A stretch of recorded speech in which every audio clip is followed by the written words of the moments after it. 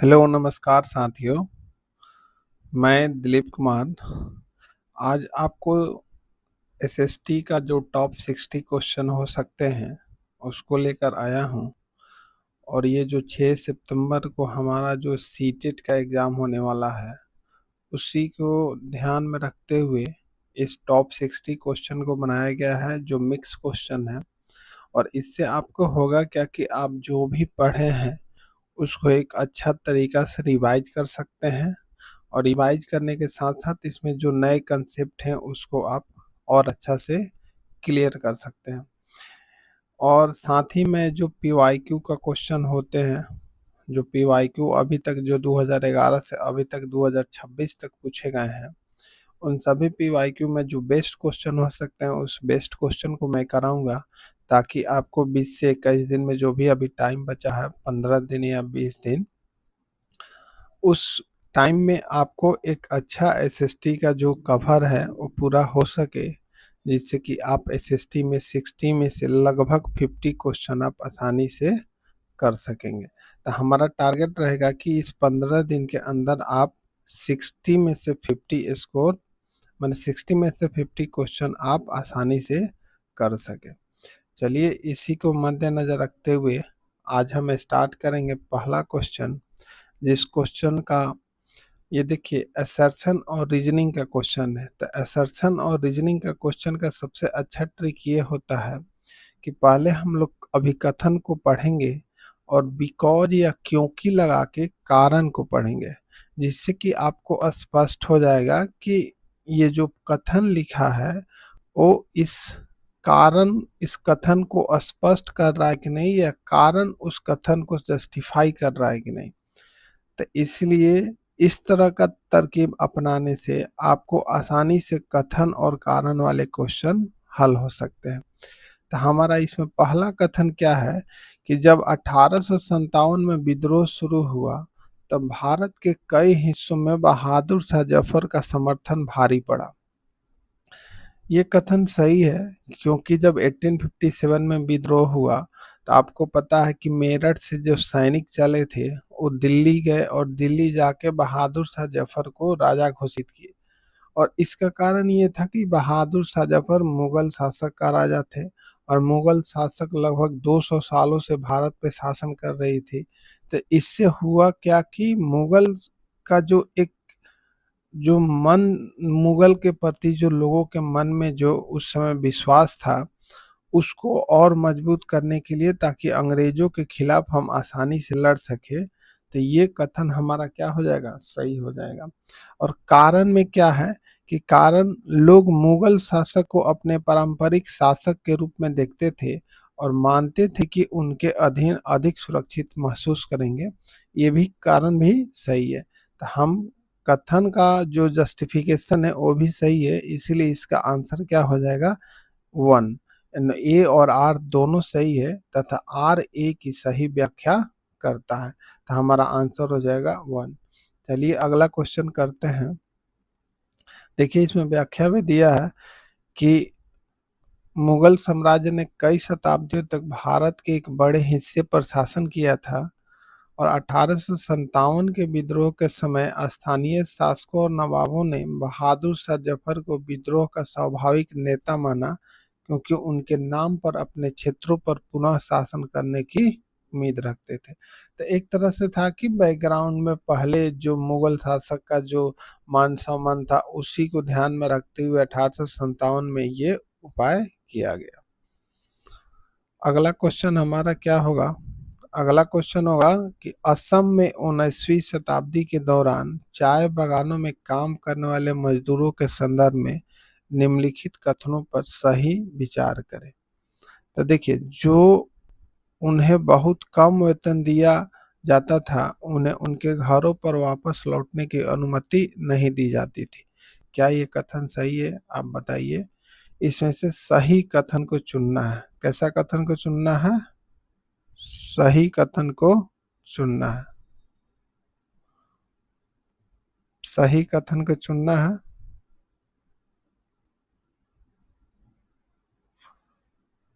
सही कथन का चयन करें। उन्हें बहुत कम वेतन दिया जाता था, उनके घरों पर वापस लौटने की अनुमति नहीं दी जाती थी। ऑप्शन ये है, उन्हें अच्छे वेतन और उत्कृष्ट रहने की स्थिति दी गई थी। ये तो होगा नहीं, क्योंकि अंग्रेज जो मजदूरों को एक तरह से बंधुआ मजदूर बना के रखते थे। वे स्वतंत्र आंदोलन में भाग लेने के लिए पूरी तरह स्वतंत्र थे, ये भी कथन नहीं हो सकता है।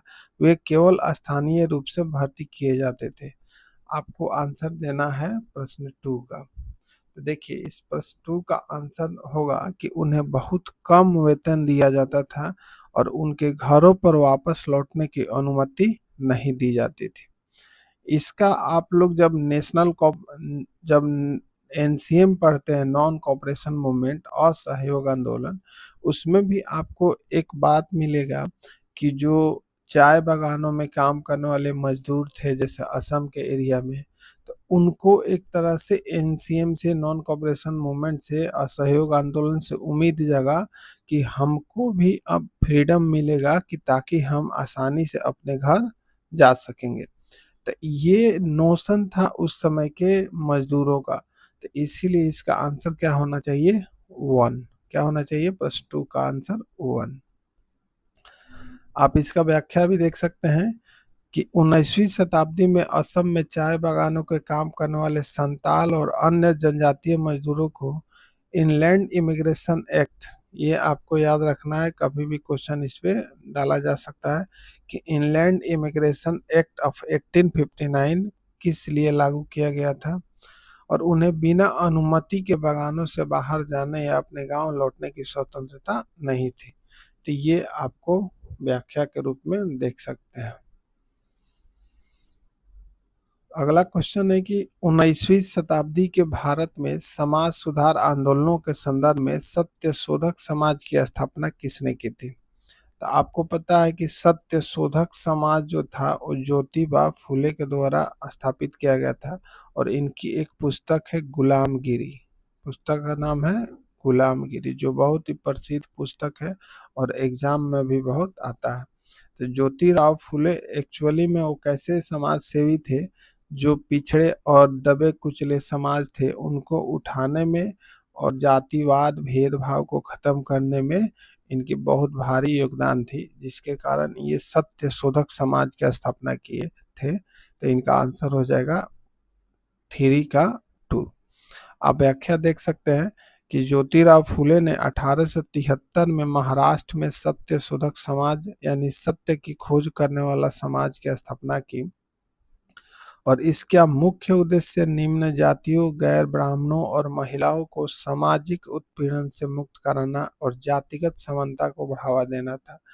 आज ज्योतिराव फुले का जब नाम लिया जाता है तो सिर्फ बोला जाता है कि पिछड़े और दलित जातियों को ऊपर उठाने में और उनको उनको आगे बढ़ाने में इनका योगदान था, लेकिन साथ ही साथ इन्होंने महिलाओं के लिए भी बहुत अच्छा कार्य किया। इनकी पत्नी जो थी पहली शिक्षिका के रूप में जानी जाती है। तो इसलिए हमारे जो महापुरुष हैं उनको एक तरह से इतिहास के माध्यम से सही रूप में पढ़ा जाना बहुत आवश्यक है। चलिए आगे क्वेश्चन देखते हैं। प्रश्न 4 ये है कि बिरसा मुंडा के आंदोलन का मुख्य उद्देश्य क्या था? तो आपको पता है कि बिरसा मुंडा का आंदोलन सबसे पीक पे 1999 में था, और ये 1993 से ही छोट-मोट घटनाओं से स्टार्ट हो चुका था। तो इनका मुख्य उद्देश्य क्या था? मुंडा समुदाय को ईसाई बनाना? ये तो होगा नहीं, क्योंकि ईसाई जो धर्म के लोग थे वो मुंडा समुदाय हो या जनजातीय समुदाय हो, उनको जबरदस्ती धर्म परिवर्तन कराते थे, जिसका एक कारण ये भी था आंदोलन स्टार्ट हुआ। ब्रिटिश अधिकारियों, महाजनों, साहूकारों और जमींदारों को बाहर निकालकर मुंडा राज की स्थापना करना। हाँ, ये सही है, क्योंकि उस समय जब जनजातीय विद्रोह हुआ तो उस जनजातीय विद्रोह में बिरसा मुंडा का जो विद्रोह था बहुत ही योजनाबद्ध और सशक्त विद्रोह था। योजनाबद्ध और सशक्त विद्रोह था, और इसका एक मकसद था कि जो जनजातीय लोगों के अधिकार क्षेत्र में जो वहाँ के बाहरी लोगों द्वारा हस्तक्षेप किया जा रहा है, उसको समाप्त करके एक स्वतंत्र मुंडा राज की स्थापना करना था और एक स्वतंत्र और कल्याणकारी मुंडा राज्य की स्थापना करना था, वेलफेयर स्टेट ऑफ द मुंडा राज्य। तो इसीलिए हमारा आंसर हो जाएगा, प्रश्न नंबर 4 का आंसर हो जाएगा 2। आप व्याख्या देख सकते हैं। व्याख्या है कि बिरसा मुंडा ने छोटा नागपुर क्षेत्र में उल गुलान का अर्थ होता है महान हलचल या महान विद्रोह, इसका नेतृत्व किया।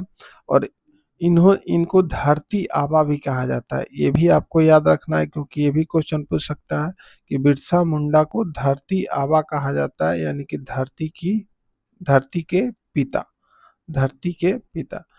इस आंदोलन का लक्ष्य दिकुओं यानी बाहरी लोगों जैसे ठेकेदार, जमींदार, महाजन और ब्रिटिश सरकार को उखाड़ फेंकना और बिरसा के नेतृत्व में पारंपरिक मुंडा राज का स्थापना करना था।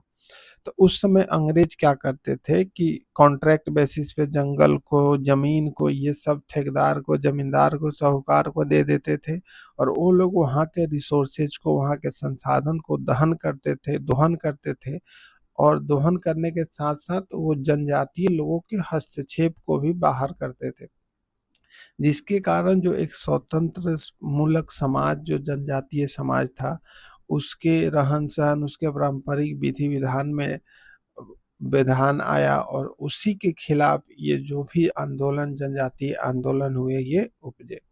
तो इसलिए इसका आंसर हो जाएगा 2। क्वेश्चन नंबर 5 कहता है कि औपनिवेशिक काल के दौरान भारत के घुमंतू खेती यानी कि झूम कल्टीवेशन यानी कि झूम एग्रीकल्चर पर अंग्रेजों द्वारा प्रतिबंध लगाने का मुख्य कारण क्या था। यानी कि जो झूम खेती होती थी उस पे प्रतिबंध लगाने का कारण क्या था।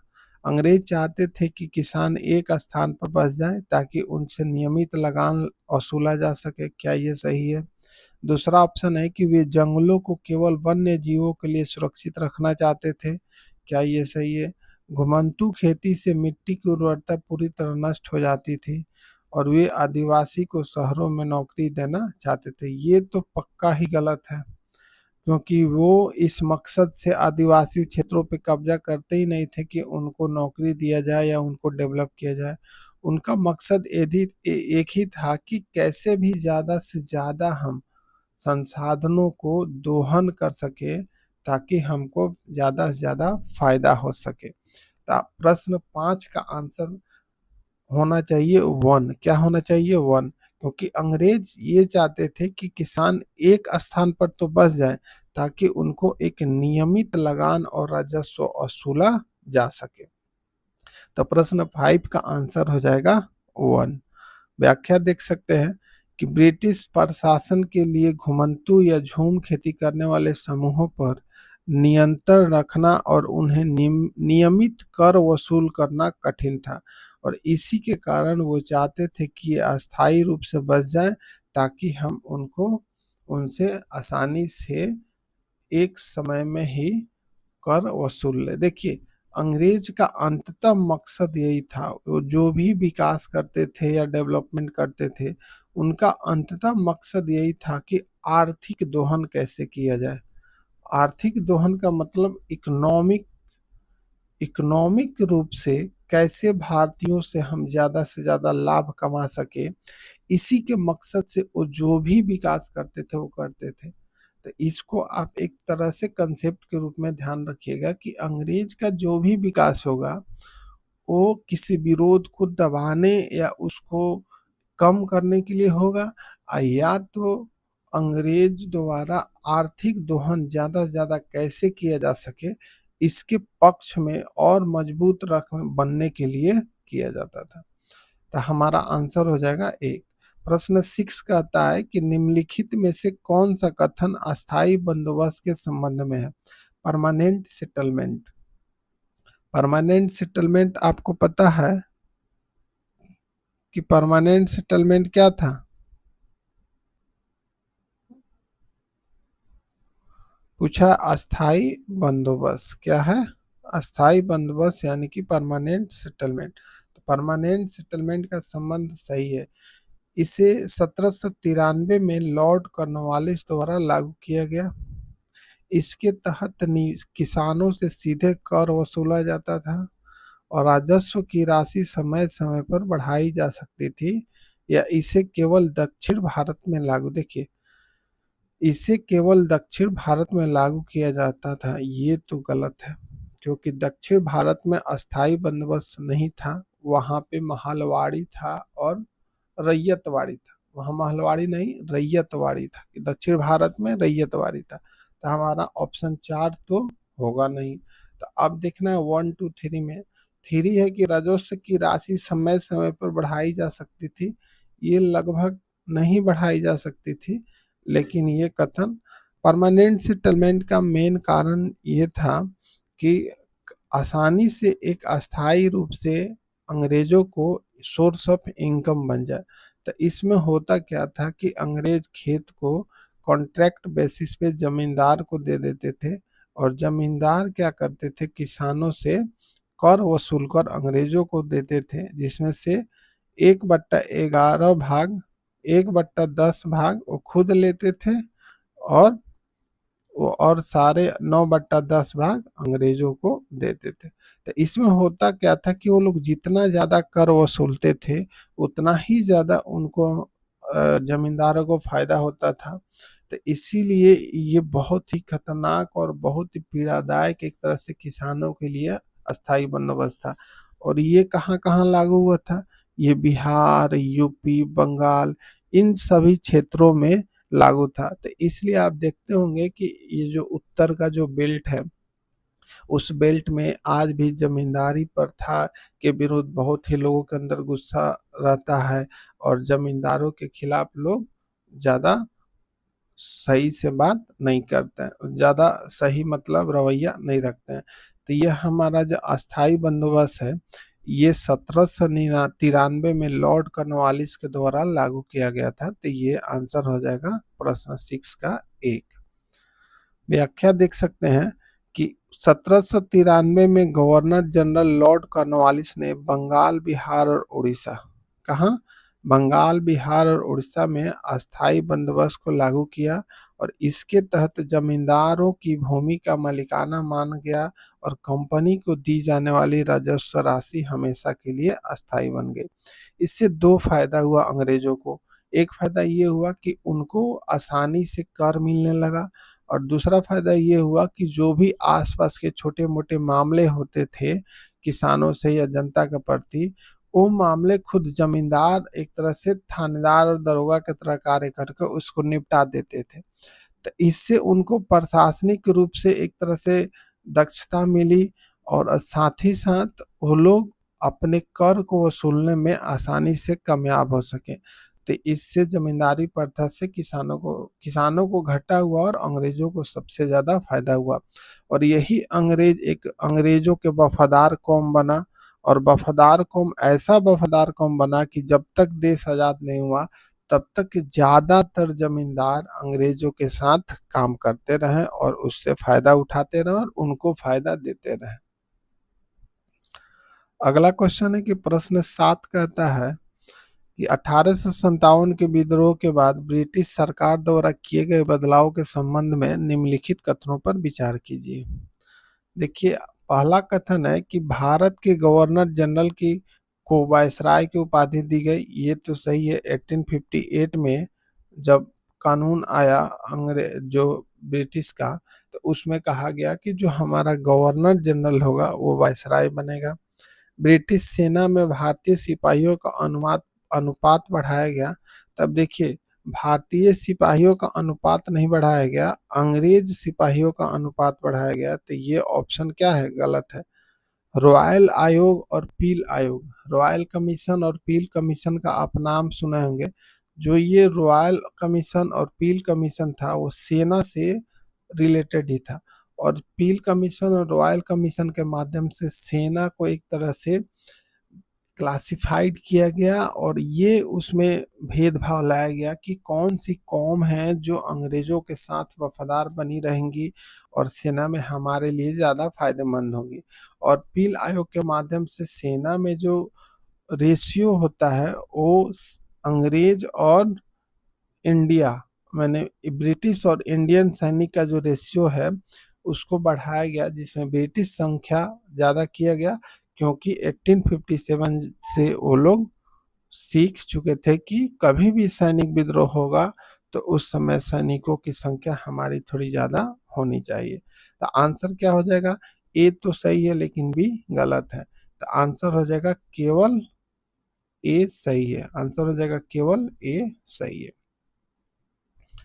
व्याख्या देखिए, एक्सप्लेनेशन है कि 1857 के विद्रोह के बाद 1858 के अधिनियम के तहत गवर्नर जनरल को वायसराय यानी कि सम्राट की प्रतिनिधि बनाया गया, और हालांकि सेना में भारतीय सिपाहियों का अनुपात घटाया गया और यूरोपीय सिपाहियों की संख्या बढ़ाई गई ताकि भविष्य में ऐसा विद्रोह न हो। तो यहाँ भी स्पष्ट कर दिया है कि सेना में जो भारतीय सिपाहियों की संख्या है उसको घटाया गया और यूरोपीय सिपाहियों की संख्या को बढ़ाया गया। और आपसे ये भी पूछ सकता है कि पील कमीशन और रॉयल कमीशन जो ये बना था, जो पील कमीशन और रॉयल कमीशन, ये किससे संबंधित है? तो ये सेना के संगठन और सेना के सुदृढ़ीकरण से संबंधित है। प्रश्न 8 है, प्रश्न 8 कहता है कि राजा राम मोहन राय द्वारा स्थापित ब्रह्म समाज का मुख्य सिद्धांत क्या था? जो राजा राम मोहन राय 1828 में ब्रह्म समाज को स्थापित किए थे, तो इस ब्रह्म समाज का मुख्य सिद्धांत क्या था? मूर्ति पूजा का विरोध और एकेश्वरवाद की उपासना। मूर्ति पूजा का तो विरोध था और एकेश्वरवाद की भी उपासना था, क्योंकि इनके बहुत ऐसे बुक थे जिसमें एक ईश्वर की बात कही गई थी। बहुदेववाद और जाति व्यवस्था का समर्थन था, ये तो था ही नहीं, क्योंकि ये चाहते थे कि हमारा भी जो धर्म हो जाति से मुक्त हो, और जो विभिन्न ईश्वर की पूजा करने की, हर एक जाति का अपना ईश्वर, हर एक मतलब काम के लिए एक अलग ईश्वर, इस तरह की संकल्पना को ये चाहते थे कि खत्म किया जा सके, ताकि एक तार्किक और वैज्ञानिक रूप से धार्मिक विश्लेषण हो सके। वेदों को पूर्णतः गलत मानना, ये गलत है, क्योंकि वो वेदों को पूर्णतः गलत नहीं मानते थे। पश्चिमी शिक्षा का पूर्ण बहिष्कार करना, ये बहिष्कार न करके समर्थन किए थे, क्योंकि वो जानते थे कि जो पश्चिमी शिक्षा है उससे हमको लोकतांत्रिक मूल्यों का समर्थन मिलेगा, जिसके कारण हम तर्क और बौद्धिक रूप से और मजबूत होंगे। तो वो पश्चिमी शिक्षा को बहिष्कार न करके समर्थन करते थे। तो हमारा आंसर क्या हो जाएगा? उनका मुख्य सिद्धांत था कि मूर्ति पूजा को क्या किया जाए, बंद किया जाए, और एक तरह से एकेश्वरवाद की संकल्पना को बढ़ाया जाए। तो आज भी देखते हैं कि ब्रह्म समाज जो है, उस ब्रह्म समाज में मूर्ति पूजा नहीं किया जाता है। और मूर्ति पूजा न करने के पीछे का कारण ये है, वो ये तर्क देते हैं कि ईश्वर जो है वो एक तरह से, ईश्वर का जो है वो रूप नहीं हो सकता है, वो किसी भी रूप में किसी भी चीज में वो पाया जा सकता है, इसीलिए वो ईश्वर का मूर्ति के रूप में संकल्पना नहीं मानते थे। तो प्रश्न 8 का आंसर हो जाएगा 1। आप देख रहे हैं कि व्याख्या एकदम बहुत ही अच्छे तरीके से किया जा रहा है, ताकि आपको एक एक बिंदुवार सभी चीज याद हो जाए और आप अच्छा स्कोर कर सके। राजा राम मोहन राय ने 1828 में ब्रह्म सभा यानी कि बाद में ब्रह्म समाज की स्थापना की, और इसका मूल उद्देश्य था कि एक निराकार ईश्वर की पूजा का प्रचार हो। निराकार ईश्वर का मतलब ऐसा ईश्वर जिसका कोई आकार न हो, उसको किसी रूप में, किसी मूर्ति में, किसी किताब के फिगर में उसको उतारा ना जा सके, उसका कोई शेप साइज ना हो, इस तरह के ईश्वर को निराकार ईश्वर कहा जाता है। मूर्ति पूजा और सती प्रथा जैसी सामाजिक कुरीतियों का विरोध किए थे, और सती प्रथा जो था, इनको समाप्त करने में राजा राम मोहन राय और एक अंग्रेज अधिकारी का बहुत ही ज्यादा योगदान था, जिसके लिए इनको बहुत ही सराहनीय कहा जाता है। चलिए अगला क्वेश्चन देखते हैं कि प्रश्न 9 ये है कि 19वीं शताब्दी में स्त्री पुरुष तुलना नामक पुस्तक किसने लिखी थी? यहाँ क्या किया जा रहा है? कंपैरिजन। स्त्री पुरुष तुलना नामक पुस्तक किसने लिखी थी? पंडिता रामाबाई, ताराबाई शिंदे, बेगम रुकैया शेखावत, राम सुंदरी देवी। तो इसका आंसर क्या होगा बताइए? इसका आंसर होगा ताराबाई शिंदे। आप लोग याद रखेंगे कि ताराबाई शिंदे ने एक पुस्तक लिखी थी, जिस पुस्तक का नाम था स्त्री पुरुष तुलना, और स्त्री पुरुष तुलना में ये बताया गया था कि कैसे हम लोगों के साथ भेदभाव और ये बात किया गया। चलिए इसका व्याख्या देख सकते हैं कि ताराबाई शिंदे ने 1882 में स्त्री पुरुष तुलना नामक पुस्तक का प्रकाशित किया और उन्होंने पुरुषों और महिलाओं के बीच व्याप्त सामाजिक असमानताओं और पितृसत्तात्मक दृष्टिकोण को कड़ी आलोचना की। यानी कि उस समय जो सामाजिक असमानताएं थी, महिलाओं को अधिकार नहीं था, और आज भी पूर्ण रूप से महिलाओं को अधिकार नहीं दिया जा रहा है। तो इसलिए सामाजिक असमानताओं को और पितृसत्तात्मक दृष्टिकोण, यानी कि जो हमारा समाज है वो पुरुष प्रधान समाज के रूप में जाना जाता है, इस तरह के जो सामाजिक असमानताएं थी, उनकी कड़ी आलोचना करने के लिए इन्होंने एक पुस्तक लिखा जिसका नाम था स्त्री पुरुष तुलना। तो ये आप याद करेंगे कि 1882 में स्त्री पुरुष तुलना पुस्तक किसने लिखी थी? ताराबाई शिंदे ने। प्रश्न 10 कह रहा है कि इल्बर्ट बिल विवाद, इल्बर्ट बिल यानी 1883 का अंग्रेजों द्वारा विरोध किया गया था। इसका कारण क्या था? क्योंकि इसने भारतीय जजों को भी यूरोपीय अपराधियों पर मुकदमा चलाने का अधिकार दिया था। ये तो सही है। ये सही इसलिए है कि ये इसका मेन विवाद तो यही था कि इल्बर्ट जो थे वो इल्बर्ट बिल इसलिए लाए थे कि ताकि जो यूरोपीय जज हैं, या यूरोपीय जज नहीं, यूरोपीय अपराधी हैं, उनको भी भारतीय जजों द्वारा सुना जा सके और सजा सुनाया जा सके। क्योंकि होता क्या था कि जो यूरोपीय अपराधी थे उनको सजा देने का कार्य सिर्फ यूरोपीय जज को ही था, जिससे भेदभाव बढ़ते जा रहा था। तो ये आंसर हमारा 1 होना चाहिए। अगला भी पढ़ लेते हैं। क्योंकि इसने भारतीयों को हथियार रखने का अनुमति दी, गलत है। क्योंकि इसने भारतीय भाषाओं के समाचार पत्रों पर प्रतिबंध लगा दिया, ये भी गलत है। ये वर्नाकुलर प्रेस एक्ट का केस था। क्योंकि इसने भारतीय को उच्च प्रशासनिक सेवाओं से बाहर कर दिया, ये भी गलत है। तो हमारा आंसर हो जाएगा 1, प्रश्न 10 का 1। एक्सप्लेनेशन देखेंगे कि 1883 में लॉर्ड रिपन के समय लाया गया इल्बर्ट बिल भारतीय और यूरोपीय जजों के बीच समानता स्थापित करना चाहता था। इक्वलिटी बिफोर लॉ, जो आज हम लोग संविधान में पढ़ते हैं, इक्वलिटी बिफोर लॉ यानी कि कानून के सामने सभी लोग समान है। तो इस तरह का बातें अंग्रेजों के समय नहीं थी। अंग्रेज अपने हिसाब से कानून बनाते थे और अपने हिसाब से रूल करते थे। तो उसी से रिलेटेड ये बातें हैं। अंग्रेजों यूरोपियों ने इसका कड़ा विरोध किया, क्योंकि वे नहीं चाहते थे कि कोई भारतीय जज किसी अंग्रेज पर मुकदमा चलाए। और हुआ ऐसा ही, अंग्रेजों ने इतना विरोध किया कि इल्बर्ट बिल को वापस लेना पड़ा और रिपन को एक तरह से डिमोलाइज किया गया कि आप इस तरह का कानून नहीं बना सकते हैं, इस तरह का कानून नहीं बना सकते हैं। समझ में आया?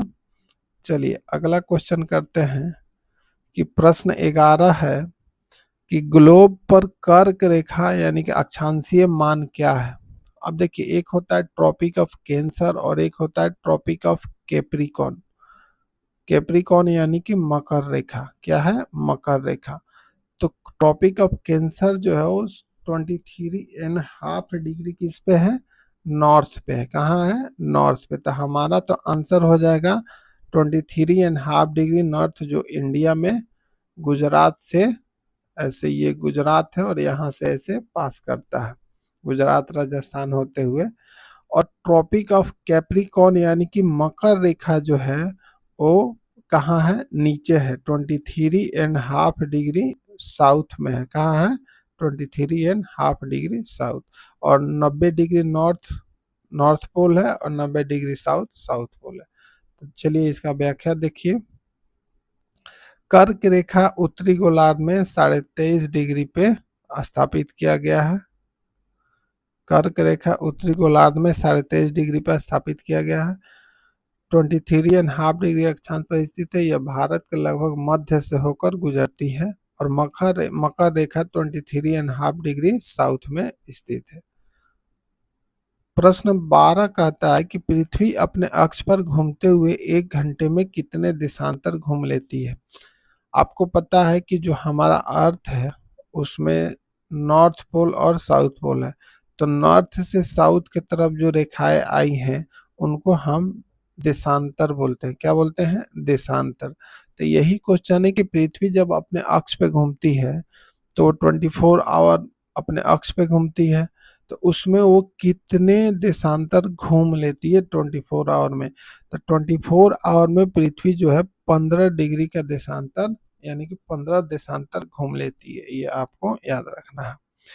इसको आप निकाल भी सकते हैं ऐसे कि पृथ्वी 24 घंटे में 360 घूमती है, तो 1 घंटे में 24 इंटू 360, तो इस तरह से आपको 360/24 करके 15 आ जाएगा, 360/24।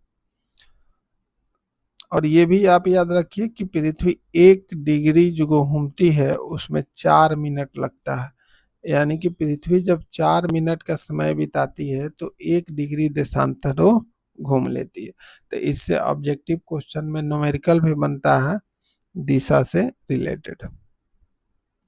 प्रश्न 13 है कि पृथ्वी की पपड़ी यानी कि क्रस्ट में सबसे प्रचुर मात्रा में पाए जाने वाला धातु तत्व कौन है। तो देखिए, अधातु बोलता तो ऑक्सीजन सबसे ज्यादा होता है, लेकिन धातु पूछा है। क्या पूछा है? धातु। तो धातु में हमारा एल्युमिनियम आ जाएगा। क्या आ जाएगा? एल्युमिनियम। और अधातु का बोलता तो ऑक्सीजन आ जाता, तो इसलिए इसका आंसर 2 हो जाएगा।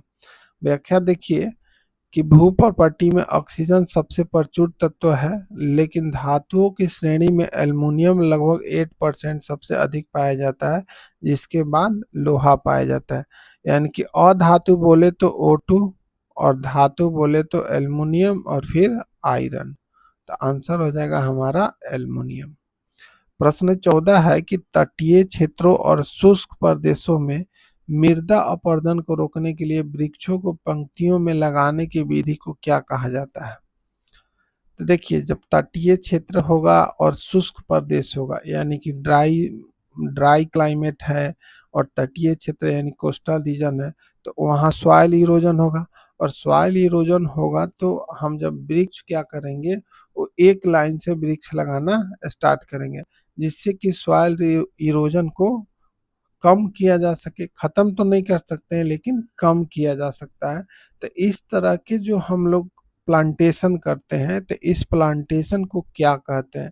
तो इस प्लांटेशन को हम लोग बोलते हैं रक्षक मेखला। क्या बोलते हैं? रक्षक मेखला यानी कि शेल्टर बेल्ट। टेरेस फार्मिंग आपको पता है कि वो पहाड़ों के पे किया जाता है। कंटूर फार्मिंग जो इस तरह के क्षेत्र में ऐसे किया जाता है। और मल्चिंग जो होता है वो एक तरह से एग्रीकल्चर का पार्ट है। तो हमारा आंसर हो जाएगा 2। क्या हो जाएगा? 2। क्वेश्चन नंबर 14 का एक्सप्लेनेशन है कि तटीय और शुष्क क्षेत्रों में पवन की गति को कम करने और मिट्टी के आवरण को बहने से बचाने के लिए कतारों में पेड़ लगाए जाते हैं, जिन्हें रक्षक मेखला यानी कि शेल्टर बेल्ट कहते हैं। देखिए, यहाँ 2 बात बोला है, एक कि पवन की गति को कम करने और मिट्टी के आवरण को बहने से बचाने के लिए। हवा की गति कम होगी तो इससे कारण जो मिट्टी का बहाव होगा वो भी क्या होगा? कम होगा। ठीक है, तो इसलिए हम लोग पेड़ लगाते हैं। प्रश्न 15 है कि निम्नलिखित में से कौन सा महाद्वीप विश्व में तांबे का सबसे बड़ा उत्पादक है। यानी कि ऐसा कॉन्टिनेंट बताना है जो सबसे ज्यादा कॉपर का उत्पादन करता है। एशिया, दक्षिण अमेरिका, अफ्रीका और उत्तर अमेरिका। यहाँ आप ये भी जान सकते हैं कि हमारा 7 कॉन्टिनेंट है। 7 कॉन्टिनेंट में सबसे बड़ा कॉन्टिनेंट एशिया है। एशिया के बाद अफ्रीका आता है। अफ्रीका के बाद नॉर्थ अमेरिका आता है। नॉर्थ अमेरिका के बाद साउथ अमेरिका आता है। और साउथ अमेरिका के बाद से हमारा अंटार्कटिका आता है। क्या आता है? अंटार्कटिका। और अंटार्कटिका के बाद आता है आपका क्या आता है? यूरोप। क्या आता है? यूरोप। और यूरोप के बाद आता है ऑस्ट्रेलिया। तो इस तरह हमारा कॉन्टिनेंट का साइज है। लेकिन आपसे क्वेश्चन ये पूछा है कि महाद्वीप में सबसे ज्यादा तांबा यानी कि कॉपर उत्पादन करने वाला कौन सा महाद्वीप है? तो सबसे ज्यादा कॉपर उत्पादन करने वाला दक्षिण अमेरिका है। आप एक देश का नाम सुने होंगे, चिली। क्या नाम है? चिली। चिली कहाँ है? ब्राजील कहाँ है? वेनेजुएला कहाँ है? अर्जेंटीना कहाँ है? ये सब दक्षिणी अमेरिकी देश हैं। तो इन्हीं के पास सबसे ज्यादा कॉपर का खदान है और कॉपर उत्पादन करने में ये सबसे आगे है। तो ये दक्षिणी अमेरिका कॉन्टिनेंट है, यानी कि साउथ अमेरिकन कॉन्टिनेंट। अब देखा जाए कि उस क्षेत्रफल की दृष्टि से साउथ अमेरिका कॉन्टिनेंट चौथे नंबर पे आता है। कितने नंबर पे आता है? चौथे नंबर पे। तो ये भी आप याद रख सकते हैं। व्याख्या देखिए कि दक्षिण अमेरिका में स्थित चिली और पेरू, चिली और पेरू। अब दक्षिण अमेरिका का जो मैप है, दक्षिण अमेरिका का मैप इस तरह का कुछ है, इस तरह का कुछ मैप है। तो ये वाला जो एरिया होता है, ये वाला जो एरिया है, ये चिली का एरिया है और यहाँ पे पेरू है। क्या है? पेरू है। तो चिली और पेरू जो एरिया है, इस एरिया में जो उत्पाद तांबा का उत्पादन सबसे अधिक होता है। तो ये आप ध्यान रखिएगा। अगला क्वेश्चन क्या है? अगला क्वेश्चन पे हम लोग बढ़ते हैं। वायुमंडल की किस परत में मौसम संबंधी लगभग सभी घटनाएं जैसे वर्षा, कोहरा एवं ओलावृष्टि होती है? ऐसा वायुमंडल, ऐसा स्थल जिसमें वर्षा भी हो, कोहरा भी हो। तो देखिए, समताप मंडल का मतलब होता है ऐसा मंडल जिसमें शांति हो और टेम्परेचर लगभग कांस्टेंट रहे। क्या है?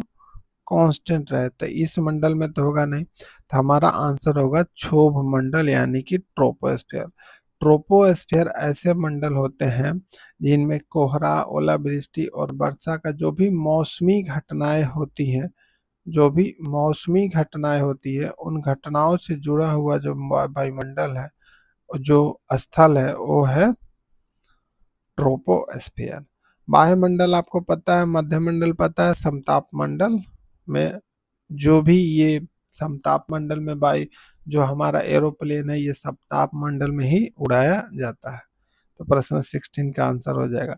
अब इसका व्याख्या देखिए कि क्षोभ मंडल में वायुमंडल की सबसे निचली परत है और यहाँ हवा, बादल, वर्षा और तूफान जैसी सभी मौसमी गतिविधियां इसी परत में घटित होती हैं और ये सबसे निचली परत माना जाता है। इसका चौड़ाई जो होता है लगभग 14 से 15 किलोमीटर के आसपास में होता है। क्वेश्चन नंबर 17 है कि ज्वार भाटा यानी कि टाइड्स के संबंध में निम्नलिखित कथनों पर विचार कीजिए। सूर्य और चंद्रमा की शक्तिशाली गुरुत्वाकर्षण बल के कारण पृथ्वी की सतह पर ज्वार भाटा आता है। क्या यह कथन सही है? दूसरा कथन यह है कि पूर्णिमा और अमावस्या के दिन सबसे ऊंचे ज्वार बनते हैं यानी उठते हैं। तो प्रश्न नंबर 17 का आंसर क्या होगा बताइए। तो आपको पता है कि ज्वार और भाटा जो आते हैं, इसका कारण सूर्य और चंद्रमा का गुरुत्वाकर्षण बल ही होता है। ये तो कथन सही है। और साथ ही साथ पूर्णिमा और अमावस्या के दिन सबसे ऊंचे ज्वार इसलिए बनते हैं कि इस दिन जो गुरुत्वाकर्षण बल होता है वो अधिक होता है, परपेंडिकुलर ना होके ये सीधे आमने सामने बल लगाता है। इसीलिए इसका आंसर हो जाएगा ए और बी दोनों सही है। इसका व्याख्या देखिए कि सूर्य और चंद्रमा का गुरुत्वाकर्षण खिंचाव समुद्र के पानी को आकर्षित करता है और अमावस्या और पूर्णिमा को जब सूर्य, चंद्रमा और पृथ्वी एक सीधी रेख में होता है, सूर्य, चंद्रमा और पृथ्वी एक सीधी रेख में होगा, तो इसके कारण बृहत्तम ज्वार यानी कि उच्चतम ज्वार का उत्पादन होगा। तो इसीलिए इसका आंसर 3 हो जाएगा। प्रश्न 18 कहता है कि विश्व की सबसे लंबी पर्वत श्रृंखला कौन सी है? हिमालय, रॉकी, एंडीज और आल्प्स। बताइए। हिमालय तो इंडिया में है, एंडीज कहाँ, रॉकी कहाँ, आल्प्स कहाँ? तो विश्व की सबसे लंबी जो पर्वत श्रृंखला है वो एंडीज है। कहाँ है? एंडीज है। और एंडीज कहाँ है आपको पता होना चाहिए। एंडीज जो नॉर्थ अमेरिका और साउथ अमेरिका में पाया जाता है। तो इसका आंसर क्या हो जाएगा? रॉकी कहाँ है? नॉर्थ अमेरिका का पर्वत है और ये साउथ अमेरिका का पर्वत है। तो अभी आपको हम बताए थे कि ये रहा हमारा इस तरह का शेप कुछ है। ये नॉर्थ अमेरिका है और इस तरह का जो शेप है यहाँ बना लेंगे। इस तरह का जो कुछ शेप है वो हमारा साउथ अमेरिका का है। तो साउथ अमेरिका में ही इस वाले क्षेत्र में रॉकी पर्वत एंडीज पर्वत पाया जाता है। तो आंसर हो जाएगा 3, प्रश्न 18 का 3। अब देखिए एंडीज पर्वत जो है वो दक्षिण अमेरिका महाद्वीप के पश्चिमी तट और पर उत्तर से दक्षिण की ओर लगभग 7000 किलोमीटर में फैली विश्व की सबसे लंबी पर्वत श्रृंखला है। आपको पता है कि जो ये हमारा साउथ अमेरिका है इसी के तट पे इस वाला क्षेत्र में इस वाला एरिया में रॉकी कह रहा है एंडीज पर्वत पाया जाता है और ये लगभग 7000 किलोमीटर में फैला हुआ है और ये विश्व की सबसे लंबी पर्वत श्रृंखला के रूप में जाना जाता है। तो इसलिए हमारा आंसर हो जाएगा एंडीज पर्वत। और आपसे ये भी क्वेश्चन पूछ सकता है कि एंडीज पर्वत किस कॉन्टिनेंट में है? तो ये साउथ अमेरिकन कॉन्टिनेंट में पाया जाता है। चलिए अगला क्वेश्चन देखते हैं कि प्रश्न 19 क्या है कि जनसंख्या घनत्व यानी पॉपुलेशन डेंसिटी से क्या तात्पर्य है? किसी देश में रहने वाले कुल लोगों की संख्या से है, पृथ्वी की सतह के प्रति इकाई क्षेत्र यानी कि जैसे प्रति वर्ग किलोमीटर में रहने वाले लोगों की संख्या से है, या केवल शहरी क्षेत्रों में रहने वाले लोगों का अनुपात है, या एक वर्ष में जन्म लेने वाले बच्चों की संख्या है। तो आपको पता है कि पॉपुलेशन डेंसिटी हम लोग पर किलोमीटर स्क्वायर में मापते हैं, यानी कि 1 किलोमीटर स्क्वायर में कितने लोग यानी कितना पॉपुलेशन है, ये हमारा होता है पॉपुलेशन डेंसिटी। देखिए इस कौन सा ऑप्शन हो सकता है? पृथ्वी की सतह के प्रति इकाई क्षेत्र में रहने वाले लोगों की संख्या को हम लोग बोलते हैं जनसंख्या डेंसिटी यानी कि पॉपुलेशन डेंसिटी। तो आंसर हो जाएगा 2। क्या हो जाएगा? 2। इसका व्याख्या आप लोग आसानी से देखिए। जनसंख्या घनत्व को भूपृष्ठ के इकाई के क्षेत्रफल समानतः 1 वर्ग किलोमीटर में रहने वाले व्यक्तियों की संख्या के रूप में मापा जाता है। यानी कि 1 किलोमीटर स्क्वायर में रहने वाले जो भी व्यक्ति होंगे उनकी संख्या जितनी होगी वही उस राज्य के उस क्षेत्र की पॉपुलेशन डेंसिटी होगी। आपसे क्वेश्चन ये है कि सबसे कम जनसंख्या घनत्व वाला राज्य कौन है? भारत का। और सबसे ज्यादा जनसंख्या घनत्व वाला राज्य कौन है? ये आपको बताना है। तो आपको पता है कि सबसे ज्यादा घनत्व वाला राज्य बिहार है और सबसे कम घनत्व वाला राज्य अरुणाचल प्रदेश है। अरुणाचल प्रदेश है। तो ये आपको, और इसमें इसका संख्या कितना है और इसका संख्या कितना है ये आपको कमेंट बॉक्स में लिखना है। ये क्वेश्चन बहुत ही अच्छा क्वेश्चन बन सकता है। स्थानांतरित कृषि यानी कि शिफ्टिंग कल्टीवेशन को मिल्पा किस क्षेत्र या देश में कहा जाता है? जब आप क्लास 10th का एनसीईआरटी पढ़िएगा, क्लास 10th का एनसीईआरटी में जब एग्रीकल्चर टॉपिक पढ़िएगा तो उसमें आपको एक झूम कल्टीवेशन यानी कि शिफ्टिंग कल्टीवेशन का जगह जगह क्षेत्रीय नाम, उसके बाद से इंटरनेशनल जो अंतर्राष्ट्रीय नाम ये भी दिया गया है। तो इससे रिलेटेड आप सीटेट में जो भी एनसीईआरटी बेसिस क्वेश्चन होते हैं वो ज़्यादातर पूछे जाते हैं। तो हमारा यही मकसद है कि एनसीईआरटी पीवाईक्यू वो सबको एनालाइज करके एक अच्छा आपको कंटेंट दिया जाए ताकि आपको रिवीजन हो सके आसानी से। तो हमारा आंसर होगा मैक्सिको और मध्य अमेरिका। मध्य अमेरिका कौन सा अमेरिका है? देखिए ये हुआ एक तरह से नॉर्थ अमेरिका। क्या हुआ? North America. और यहाँ हो गया आपका ये साउथ अमेरिका। ठीक है। तो साउथ अमेरिका और नॉर्थ अमेरिका के बीच में जो एरिया आता है जिसमें वेस्ट इंडीज, जमाइका, उसके बाद से पनामा, ये सब जो क्षेत्र है ये सब मध्य अमेरिका के क्षेत्र है। और मैक्सिको जो है ये वाला क्षेत्र है जो अमेरिका का, नॉर्थ अमेरिका के जस्ट नीचे है। तो मैक्सिको और नॉर्थ अमेरिका, मध्य अमेरिका में क्या बोला जाता है, शिफ्टिंग कल्टीवेशन को मिल्पा बोला जाता है। क्या बोला जाता है? मिल्पा। आपसे क्वेश्चन ये है कि श्रीलंका, इंडोनेशिया और साउथ ईस्ट एशिया में जो शिफ्टिंग कल्टीवेशन का नाम है उसको आप कमेंट बॉक्स में लिखिए।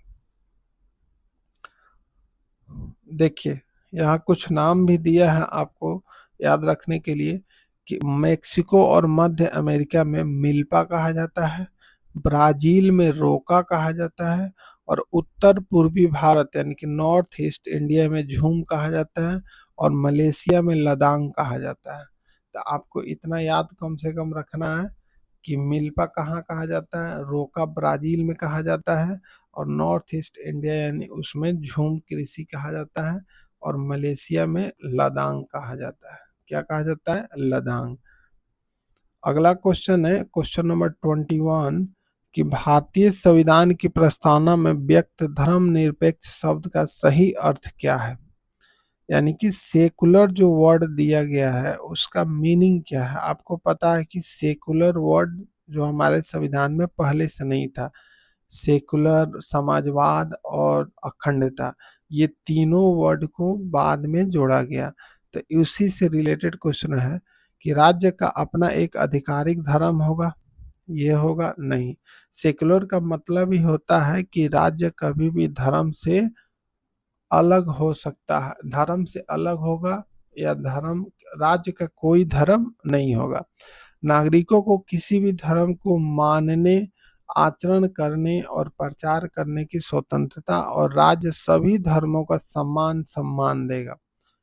ये एकदम सही ऑप्शन है, क्योंकि सेकुलर यानी कि धर्मनिरपेक्ष शब्द का सही अर्थ ये है कि राज्य किसी भी नागरिक को उसके अपने धर्म को मानने, आचरण करने और प्रचार करने की आज़ादी देता है। और साथ ही साथ राज्य का कोई धर्म नहीं होता, राज्य लेकिन सभी धर्मों को प्रोत्साहित करता है, उसके विधि विधान में जो सम्मान होता है वो करता है।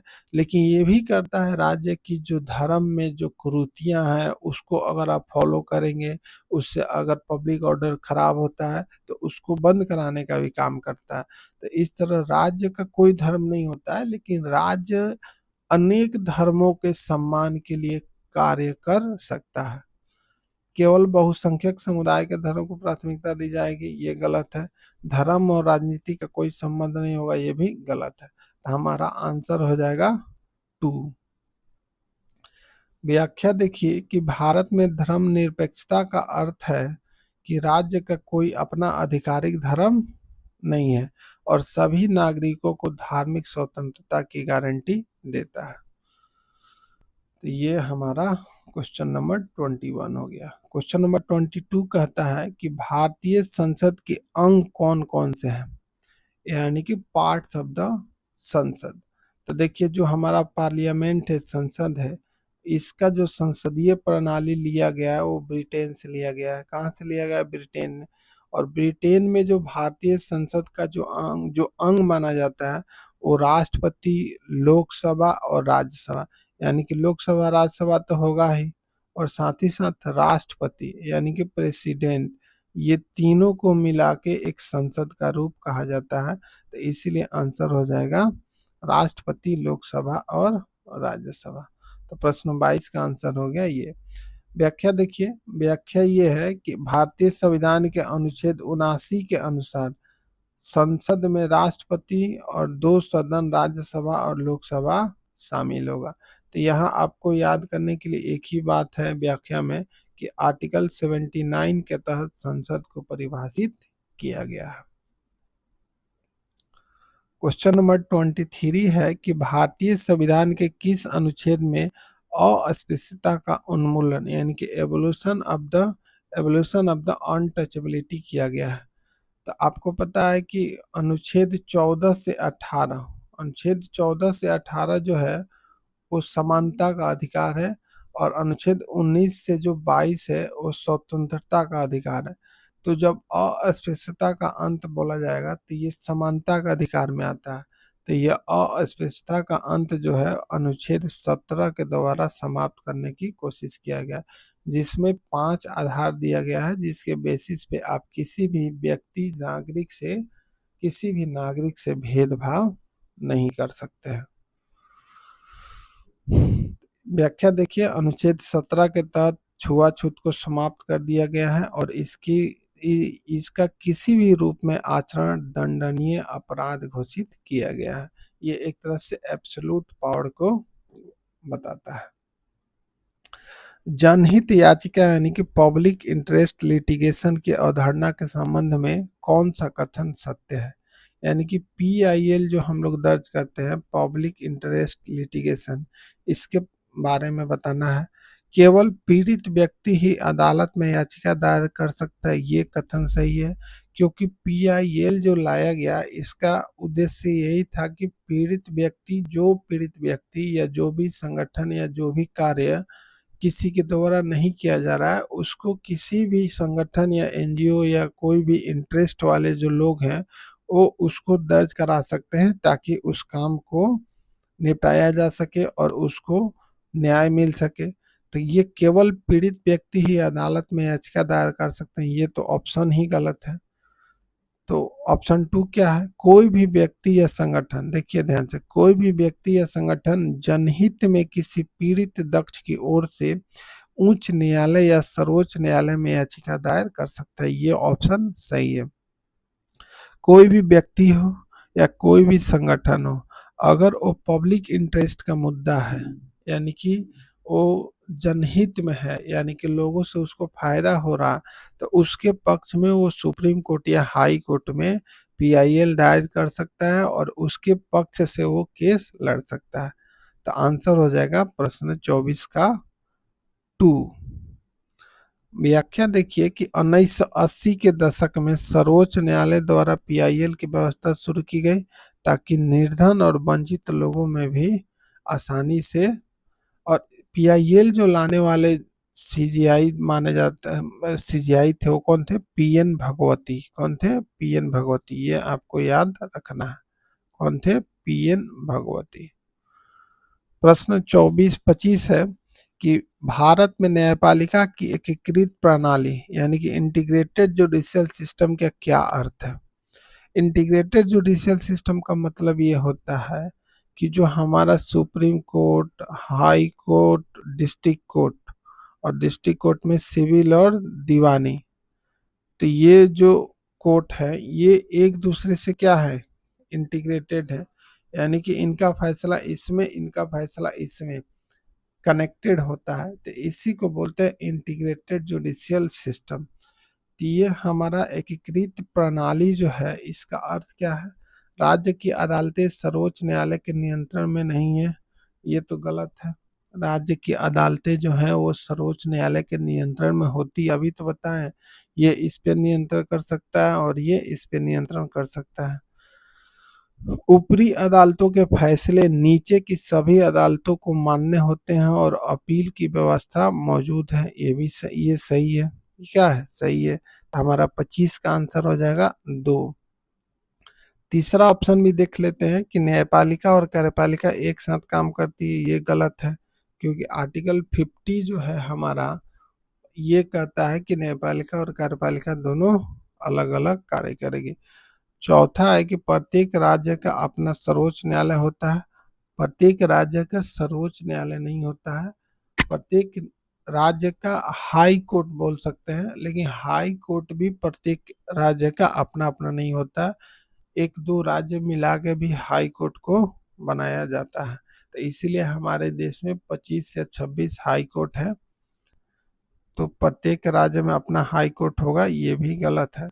तो आंसर क्या होगा? 25 का आंसर होगा 2। क्या होगा? 2।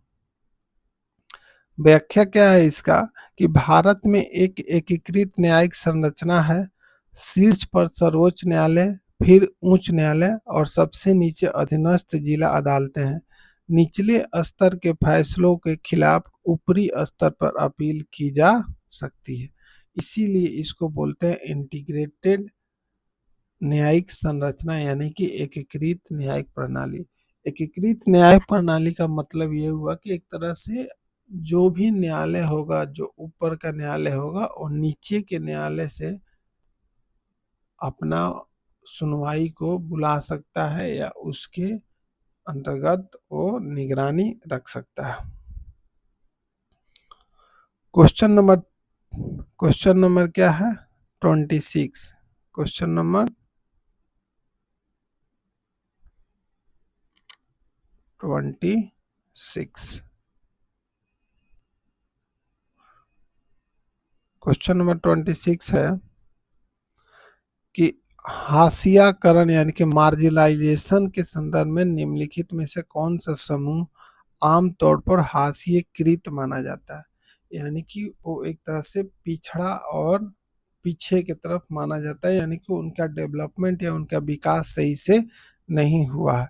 तो इसका आंसर क्या होगा? आदिवासी, अनुसूचित जाति और अल्पसंख्यक समुदाय, एससी, एसटी और माइनॉरिटी, ये तीनों को क्या माना जाता है? मार्जिनलाइज सेक्शन माना जाता है। इसे इनके लिए संविधान में विशेष प्रावधान का बात किया गया है। तो हमारा आंसर हो जाएगा, पहला ही आंसर होगा। उद्योगपति और बड़े भूस्वामी ये मार्जिनलाइज तो है नहीं, शहरी उच्च मध्यम वर्ग ये भी नहीं है, तो आंसर हो जाएगा एक। देखिए व्याख्या, हाशियाकरण का अर्थ है कि समाज के किनारे पर धकेल दिया जाना, यानी कि ऐसे लोग जो समाज में सबसे पिछड़े पौधान पे हैं, उनको बोलते हैं हाशियाकरण। आदिवासी, दलित और भाषाई या धार्मिक अल्पसंख्यक अक्सर संसाधनों और अधिकारों की पहुंच से वंचित रहने के कारण हाशियाकृत होते हैं, यानी कि उनको मार्जिनलाइज माना जाता है। प्रश्न 27 है कि न्यूनतम मजदूरी अधिनियम यानी कि मिनिमम वेज एक्ट की आवश्यकता क्यों है? तो मिनिमम वेज एक्ट की आवश्यकता इसलिए है क्योंकि ये सुनिश्चित करने के लिए कि मजदूरों को बहुत अधिक वेतन मिले। क्या ये सही है?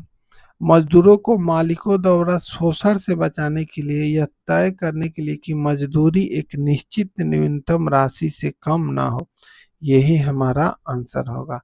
क्योंकि होता क्या है कि मिनिमम वेज एक्ट ना होने के कारण से जिसको जितनी मजदूरी देनी होती है उतनी देते हैं। आज भी ये होता है, देखिए आज भी है कि प्राइवेट सेक्टर में, निजी काम में आप जाइएगा तो वहाँ पे महिला पुरुष का भेदभाव किया जाता है कि महिलाओं को कम सैलरी दिया जाता है। इसका सबसे बेस्ट एग्जांपल अपने आसपास के विद्यालय में देखिएगा। अपने आसपास के विद्यालय में देखिएगा कि जो टीचर आते हैं पढ़ाने जो बच्चों को, उसमें महिलाएं ज़्यादा होती हैं। इसका कारण एक और है कि महिलाओं को कम वेतन दिया जाता है स्कूल के द्वारा। उसके बाद तीसरा ऑप्शन है केवल सरकारी कर्मचारियों को वेतन देने के लिए, गलत। कारखानों के मालिकों को मुनाफा को बढ़ाने के लिए, गलत। तो आंसर हो जाएगा 27 का आंसर हो जाएगा 2। क्या हो जाएगा? 2।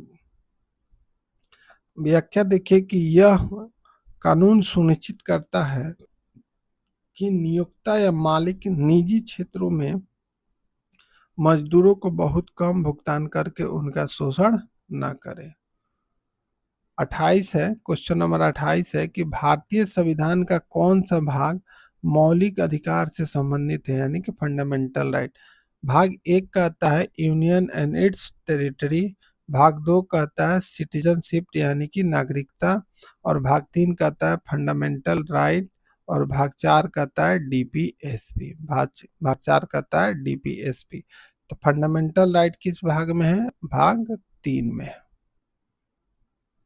व्याख्या देखिए कि भारतीय संविधान के भाग 3 में अनुच्छेद 12 से 35 तक, अनुच्छेद 12 से 35 तक नागरिकों को मौलिक अधिकार का वर्णन है, जिसे भारत का मैग्ना कार्टा भी कहा जाता है। आपसे एक बहुत ही फेवरेट क्वेश्चन बन रहा है आजकल कि कौन ऐसे फंडामेंटल राइट है जो सिर्फ भारतीय नागरिकों को प्राप्त है? तो आप याद रखिएगा कि आर्टिकल 15, 16, 19, 29 और 30 ये ऐसे आर्टिकल हैं, जो ऐसे अधिकार हैं जो भारतीय नागरिकों को प्राप्त है। समझ में आया? और जो भी अधिकार है वो दोनों को प्राप्त है, भारतीय और विदेशी नागरिकों को। 29 है कि संसद में प्रश्नकाल यानी क्वेश्चन आवर का क्या महत्व है। इसके माध्यम से संसद कार्यपालिका की जवाबदेही तय करते हैं और सरकार के कामकाज की जानकारी लेते हैं। क्या ये है? इस दौरान नए कानून पास किए जाते हैं, ये तो गलत है। 0 आवर का नाम ही एक क्वेश्चन आवर, तो यहाँ पे नए कानून पास कैसे होंगे? तीसरा ऑप्शन है कि ये केवल बजट पर चर्चा करने के लिए होता है, और चौथा ऑप्शन है कि यह केवल विपक्षी दलों के भाषण देने का अवसर प्रदान करता है। तो हमारा आंसर होगा एक। क्या होगा? एक। इसके माध्यम से सांसद कार्यपालिका यानी कि मंत्रियों की जवाबदेही तय करते हैं और सरकार के कामकाज की जानकारी लेते हैं। यानी कि क्वेश्चन आवर में जो नेता प्रतिपक्ष या नेता पक्ष होगा, ये अपने कार्यों की जानकारी देते हैं, मंत्रियों द्वारा कार्यों की जानकारी ली जाती है और सरकार के कामकाज में क्या विकास हुआ है, क्या उपलब्धियां हासिल हुई है, उसको पता किया जाता है क्वेश्चन आवर के माध्यम से। क्वेश्चन नंबर 30 क्या है कि घरेलू हिंसा महिला सुरक्षा अधिनियम protection of the women from domestic violence act किस वर्ष लागू हुआ था? 1990, 2005, 2012, 2018। तो ये आपको फैक्ट है, इसको आपको याद रखना पड़ेगा। ये 2005 में लागू किया गया था। इसकी व्याख्या देखिए कि यह कानून 2005 में पारित हुआ और 2006 में प्रभावी हुआ, और जो महिलाओं को घर के भीतर होने वाली शारीरिक, मानसिक और आर्थिक हिंसा से कानूनी सुरक्षा प्रदान करता है। यानी कि जो महिलाओं को घरों के अंदर शारीरिक रूप से, मानसिक रूप से और आर्थिक रूप से प्रताड़ित किया जाता है, उनको कानूनी सुरक्षा प्रदान करने के लिए ये कानून लेके आया गया था। समझ में आया? अब है क्वेश्चन नंबर 31। क्वेश्चन नंबर 31 है कि सामाजिक विज्ञान की कक्षा में सहानुभूति यानी कि इम्पैथी के स्थान पर परानुभूति यानी कि समानुभूति का विकास क्यों आवश्यक है? सहानुभूति के जगह पर परानुभूति यानी कि समानुभूति का आवश्यकता क्यों है? ताकि छात्र केवल दूसरों पर दया करना सीखें। क्या ये सही है?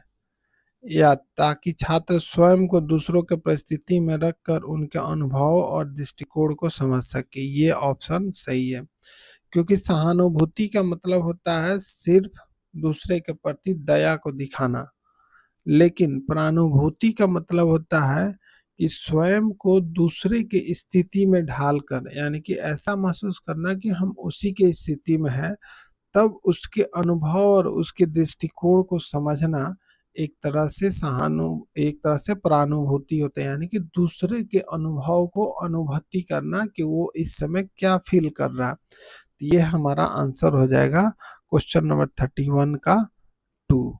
इसका व्याख्या देखिए कि सहानुभूति छात्रों का निष्पक्ष रहने और सामाजिक, ऐतिहासिक और घटनाओं को पात्रों या समूहों के दृष्टिकोण से समझकर संवेदनशील बनने में मदद करता है।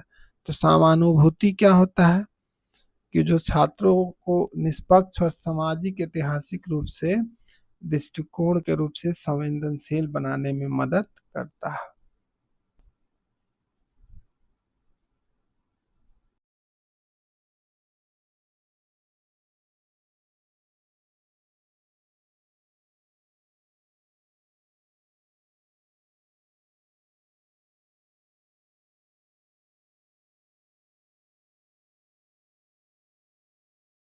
क्वेश्चन नंबर 32 है। क्वेश्चन नंबर 32 है कि सामाजिक विज्ञान के शिक्षण में प्राथमिक स्रोतों का उपयोग करने का मुख्य लाभ क्या है? यानी कि जब हम सामाजिक विज्ञान का अध्ययन करते हैं तो उसमें प्राइमरी सोर्स का उपयोग करते हैं, तो इसका लाभ हमें क्या होता है? तो पहला ऑप्शन है इसका कि यह छात्रों को सीधे साक्ष्यों के साथ जुड़ने और आलोचनात्मक सोच विकसित करने का अवसर देता है। यह पाठ्यक्रम को जल्दी समाप्त करने में मदद करता है और यह शिक्षकों के प्रयास को कम करता है। यह पूरी तरह से त्रुटिहीन होता है। तो देखिए, जो भी प्राइमरी सोर्स को हम लोग जोड़ते हैं, उसका मुख्य कारण यही होता है कि उससे लोगों के अंदर, उससे बच्चों के अंदर आलोचनात्मक सोच विकसित हो। क्रिटिकल थिंकिंग बोलते हैं इसको। क्या बोलते हैं? क्रिटिकल थिंकिंग, ताकि वो किसी भी मुद्दे के ऊपर, किसी भी विषय के ऊपर सकारात्मक और नकारात्मक दोनों विचार रखने में सक्षम हो। तो इसलिए इसका आंसर होगा 1। क्या होगा? 1। व्याख्या भी देख सकते हैं कि प्राथमिक स्रोत जैसे हस्तलिखित दस्तावेज, सिक्के, पन्न, चित्र आदि शिक्षार्थियों को इतिहासकारों की तरह साक्ष्यों का विश्लेषण करने और निष्कर्ष निकालने की क्षमता देते हैं। यानी कि उससे ये निष्कर्ष निकाल सकें कि हम जो अध्ययन किए हैं उससे क्या निष्कर्ष हो सकता है, उसका फ्यूचर में, भविष्य में क्या उपयोग किया जा सकता है। इस तरह के तार्किक शक्ति को विकसित करने में सामाजिक अध्ययन के प्राइमरी सोर्स का योगदान होता है। प्रश्न 33 कहता है कि उच्च प्राथमिक स्तर पर सामाजिक विज्ञान में कौन से विषय शामिल हैं? यानी कि उच्च प्राथमिक स्तर पर सामाजिक विज्ञान में कौन से विषय शामिल हैं? इसमें इतिहास, भूगोल, राजनीतिक विज्ञान और अर्थशास्त्र। क्या हो जाएगा? 33 का 1 हो जाएगा। 33 का 1 हो जाएगा। क्या हो जाएगा? 33 का 1। अगला क्वेश्चन है, इसकी व्याख्या आप देख सकते हैं कि एनसीएफ 2005 के अनुसार उच्च प्राथमिक शिक्षा कक्षा 6 से 8 में सामाजिक विज्ञान में इतिहास, भूगोल, नागरिक शास्त्र, सामाजिक और राजनीतिक जीवन यानी कि राजनीति विज्ञान और अर्थशास्त्र के तत्व शामिल है। प्रश्न 34 है कि परियोजना कार्य यानी कि प्रोजेक्ट वर्क सामाजिक विज्ञान में क्यों उपयोगी माना जाता है? यह पूरी तरह से पाठ्य पुस्तक को रटने की पद्धति पर आधारित है। यह छात्रों को व्यवहारिक अनुभव, सहयोगात्मक अधिगम और कोलैबोरेटिव लर्निंग और खोजबीन का अवसर देता है। यह केवल व्यक्तिगत रूप से किया जा सकता है या इसका मूल्यांकन करना असंभव है। तो आपको प्रोजेक्ट वर्क क्यों कराया जाता है? विद्यालय में, कॉलेज में प्रोजेक्ट वर्क कराने का मुख्य कारण यह है कि छात्रों के अंदर अनुभव हो, किसी भी चीज का अनुभव, सहयोगात्मक अधिगम यानी कि कोलैबोरेटिव लर्निंग यानी कि किसी के साथ कोलैबोरेट करके ग्रुप बनाकर डिस्कशन कैसे किया जाता है, कोई भी चीज पे रिसर्च किया जाता है यानी R&D कैसे किया जाता है, रिसर्च एंड डेवलपमेंट। इस तरह के अनुभव को प्राप्त करने के लिए विद्यालय द्वारा परियोजना कार्य का अनुमति दी जाती है। तो इसका आंसर हो जाएगा 2। क्या हो जाएगा? 2। प्रोजेक्ट कार्य गतिविधि आधारित शिक्षण को बढ़ावा देता है, जहां छात्र स्वयं डेटा एकत्र करते हैं और विश्लेषण करते हैं और समूह में काम सीखते हैं। ये आंसर व्याख्या दिया है। प्रश्न 35 कहता है कि मानचित्र को पढ़ने के लिए निम्नलिखित में से कौन से 3 प्रमुख घटक आवश्यक है? यानी कि हमको मैप को स्टडी करना है, तो उसके लिए क्या क्या आवश्यकता हो सकती है? क्या क्या आवश्यकता हो सकती है? दूरी, दिशा और प्रतीक यानी कि डिस्टेंस एंड सिंबल, रंग, आकार और रेखाएं, अक्षांश, देशांतर और समय, और शीर्षक और पैमाना। तो देखिए, अगर हमको मैप को पढ़ना है तो उसके लिए हमको डिस्टेंस चाहिए, डायरेक्शन चाहिए और सिंबल चाहिए। तो कितना लड़का यहाँ पे अक्षांश, देशांतर और समय मार के आ जाएंगे, टिक मार के आ जाएंगे। लेकिन इसका आंसर क्या होना चाहिए? इसका आंसर होना चाहिए दूरी, दिशा और प्रतीक। क्या होना चाहिए? दूरी, दिशा और प्रतीक। दूरी, दिशा और प्रतीक से हम लोग मान लीजिए ये इंडिया है, तो इंडिया में मान लो इस जगह पे है, तो इस जगह का हम लोग, अगर जगह का हम लोग लोकेशन पता करना चाहें तो इसका डिस्टेंस हम लोग देखेंगे कि इक्वेटर से कितना दूरी पे है, ये किस डायरेक्शन में है, और इसका सिंबल क्या है, ये वाटर है कि रॉक है कि सॉइल है कि प्लांट है। तो इस तरह की चीज को पता करने के लिए इस तरह के यूज करके हम लोग मैप को स्टडी करते हैं। तो हमारा आंसर हो जाएगा दूरी, दिशा और प्रतीक। दूरी, दिशा और प्रतीक। उसके बाद से है अपना व्याख्या। देखिए, दूरी यानी कि स्केल या डिस्टेंस, दिशा, प्रतीक और सिंबल के बारे में बात किया जाता है।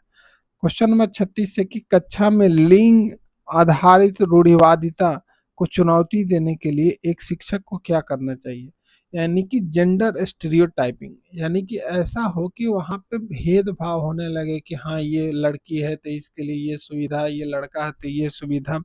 इस तरह के स्टीरियोटाइप रूढ़िवादिता को कम करने के लिए, चुनौती देने के लिए क्या करना चाहिए शिक्षक को? केवल लड़कों को कक्षा को के भारी काम सौंपना चाहिए? क्या ये भी बात सही है? नहीं। क्वेश्चन नंबर 2 है, ऑप्शन 2 है, गैर पारंपरिक भूमिकाओं के उदाहरण प्रस्तुत करना, जैसे महिला वैज्ञानिक या पुरुष नर्स। यानी कि नॉन ट्रेडिशनल रोल में जो महिलाएं कार्य कर रही है उसका उदाहरण देके महिलाओं को प्रोत्साहित करना। और लड़कियों से केवल कला और संगीत में भाग लेने को कहना, ये भी गलत है। इस विषय को कक्षा में पूरी तरह से नजरअंदाज करना, ये भी ऑप्शन गलत है। तो हमारा 36 का आंसर हो जाएगा गैर पारंपरिक भूमिकाओं के उदाहरण प्रस्तुत करना, जैसे महिला वैज्ञानिक और पुरुष नर्स। जैसे कि महिला वैज्ञानिक का उदाहरण देना, अभी महिला बॉक्सर हमारे चैंपियनशिप बन रही हैं, ओलंपिक में मेडल आ रही हैं। उसके बाद से कल्पना चावला जैसे महिला वैज्ञानिक जो हमारे यहाँ हुई, अंतरिक्ष में जाने वाली। तो इस तरह के जो भी महिलाओं को जो उपलब्धियां प्राप्त हुई हैं, उन उपलब्धियों को गिनाकर जो लिंग आधारित रूढ़िवादिता है कि जो महिलाएं होती हैं वो कमजोर होती है, इस तरह के जो मानसिकता बनी हुई है, इस मानसिकता को खत्म करने के लिए कार्य करना चाहिए। क्वेश्चन नंबर 37 है कि रचनात्मक आकलन यानी कि फॉर्मेटिव असेसमेंट का मुख्य उद्देश्य क्या है? यह छात्रों को पास या फेल की श्रेणी में बांटता है, शिक्षण अधिगम प्रक्रिया के दौरान छात्रों की प्रगति को जानना और सुधार के लिए प्रतिष्ठित देना है, सत्र के अंत में अंक देना है, या केवल अव्वल आने वाले छात्रों को पहचान करना है? तो हमारा आंसर होगा फॉर्मेटिव असेसमेंट का कार्य ये होता है कि वो छात्रों को असल में प्रगति क्या हुई है, उसमें सुधार कैसे किया जा सकता है, इस कार्य को करने के लिए किया जाता है। 37 का आंसर होगा 2। क्या होगा? 2। क्वेश्चन नंबर 38 कह रहा है कि उच्च प्राथमिक स्तर पर भूगोल शिक्षण का मुख्य उद्देश्य क्या होना चाहिए? मान लीजिए शिक्षक को उच्च प्राथमिक स्तर पर छात्रों को भूगोल पढ़ाया जाता है, इसका मुख्य उद्देश्य क्या होना चाहिए? केवल दुनिया के देशों की राजधानियों को याद करना, ये क्या उद्देश्य है? पृथ्वी के पर्यावरण, संसाधन और मानव पर्यावरण के अंतर संबंधों को समझना, ये पूरी तरह से सही है। क्योंकि हम भूगोल क्यों ही पढ़ते हैं? इन्वायरमेंट जो हमारा रिसोर्स है और जो हमारा ह्यूमन और इन्वायरमेंट का जो इंटरेक्शन है, यानी कि मानव और पर्यावरण के बीच में जो इंटर रिलेशन है, इस चीज को हम अच्छा से समझ सके और इसको भविष्य में इसको उपयोग कर सके, ताकि ज्यादा से ज्यादा हम रिसोर्स को सही से सही जगह पे यूज कर सके और जो हमारा पर्यावरण क्षरण हो रहा है इससे हम बच सके, ताकि हमारे आने वाले पीढ़ी के लिए विकास हो, सतत विकास को बढ़ावा मिले। तो इस तरह के उद्देश्यों को पूर्ति करने के लिए भूगोल का शिक्षण किया जाता है उच्च प्राथमिक स्तर में। तो हमारा आंसर हो जाएगा 38 का 2। देखिए व्याख्या भी देख सकते हैं कि भूगोल का उद्देश्य केवल तथ्यों की स्मृति नहीं, बल्कि छात्रों में स्थानिक यानी स्पेशियल अवेयरनेस, पर्यावरण तथा मानव जीवन के बीच निर्भरता को समझ बनाना है। 39 कहता है कि सामाजिक विज्ञान के कक्षा में रोल प्ले यानी कि नाटकीकरण या भूमिका निर्वाह की तकनीक का उपयोग करने का लाभ क्या है? यह छात्रों को ऐतिहासिक या सामाजिक परिस्थितियों को जीवंत रूप में अनुभव करने और विचार करने में मदद करते हैं। यह समय बिताने का एक आसान तरीका है, इससे छात्रों का पढ़ाई की आवश्यकता नहीं होती, यह केवल अनुशासन बनाए रखने के उपयोगी है। तो ये तीनों ऑप्शन क्या है? गलत है।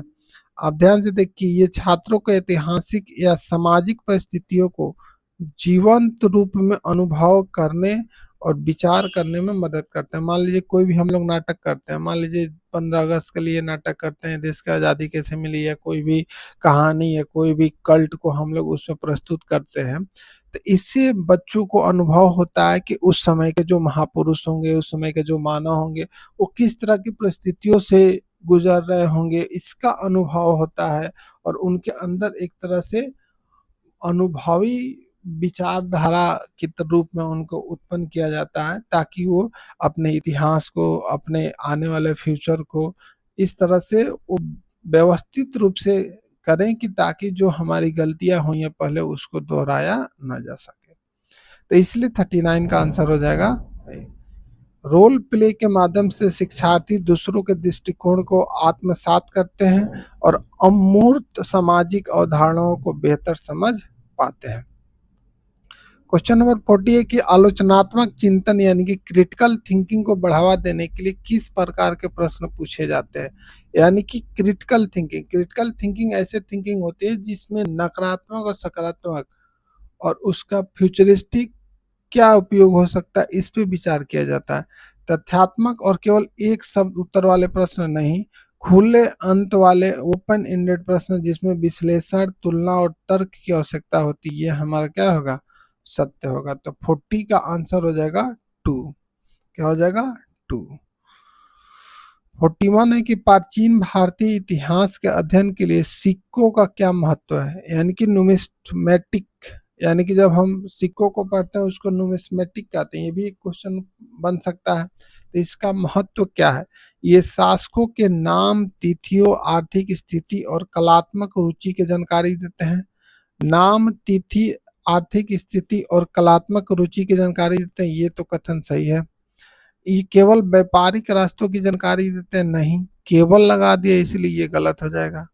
उसके बाद से ऑप्शन है ये धार्मिक अनुष्ठानों का एकमात्र स्रोत है, ये भी गलत है। और ये लिखित ग्रंथों के अधिक महत्वपूर्ण नहीं है, ये भी गलत है। तो हमारा आंसर हो जाएगा ये शासकों के नाम, तिथि, आर्थिक स्थिति और कलात्मक रुचि को जानकारी देते हुए हम लोग सिक्कों से पढ़ते हैं कि उस समय जो समुद्र वो बीणा बजाते हुए उसका सिक्का मिला है। तो इससे पता चलता है कि समुद्रगुप्त संगीत प्रेमी था। राजा रानी की सिक्का मिला, इससे पता चलता है कि उस समय राजा और रानी के जो महत्व है उसको दर्शाया गया। पेड़, पक्षी, सूर्य, इस तरह का सिक्के पे जो आकृति मिली है, इससे पता चलता है कि उस समय के जो ह्यूमन थे, जो लोग थे, वो पर्यावरण प्रेमी थे। तो हम सिक्कों के अध्ययन से आर्थिक स्थिति, तिथियां और कलात्मक रुचि को भी जान सकते हैं कि हमारे ऐतिहासिक रूप से जो कला है उसमें क्या विकास हुआ था। प्रश्न 42 कहता है कि अशोक के धम्म का मुख्य संदेश क्या था। यानी कि अशोक का जो धम्म था उसका मुख्य एम क्या था, वो क्या संदेश देना चाहता था। किसी नए धर्म की स्थापना करना, बिल्कुल नहीं। अहिंसा, बड़ों का आदर, दासों एवं सेवकों के प्रति दया और सभी धर्मों का सम्मान करना, ये अशोक का मुख्य उद्देश्य था।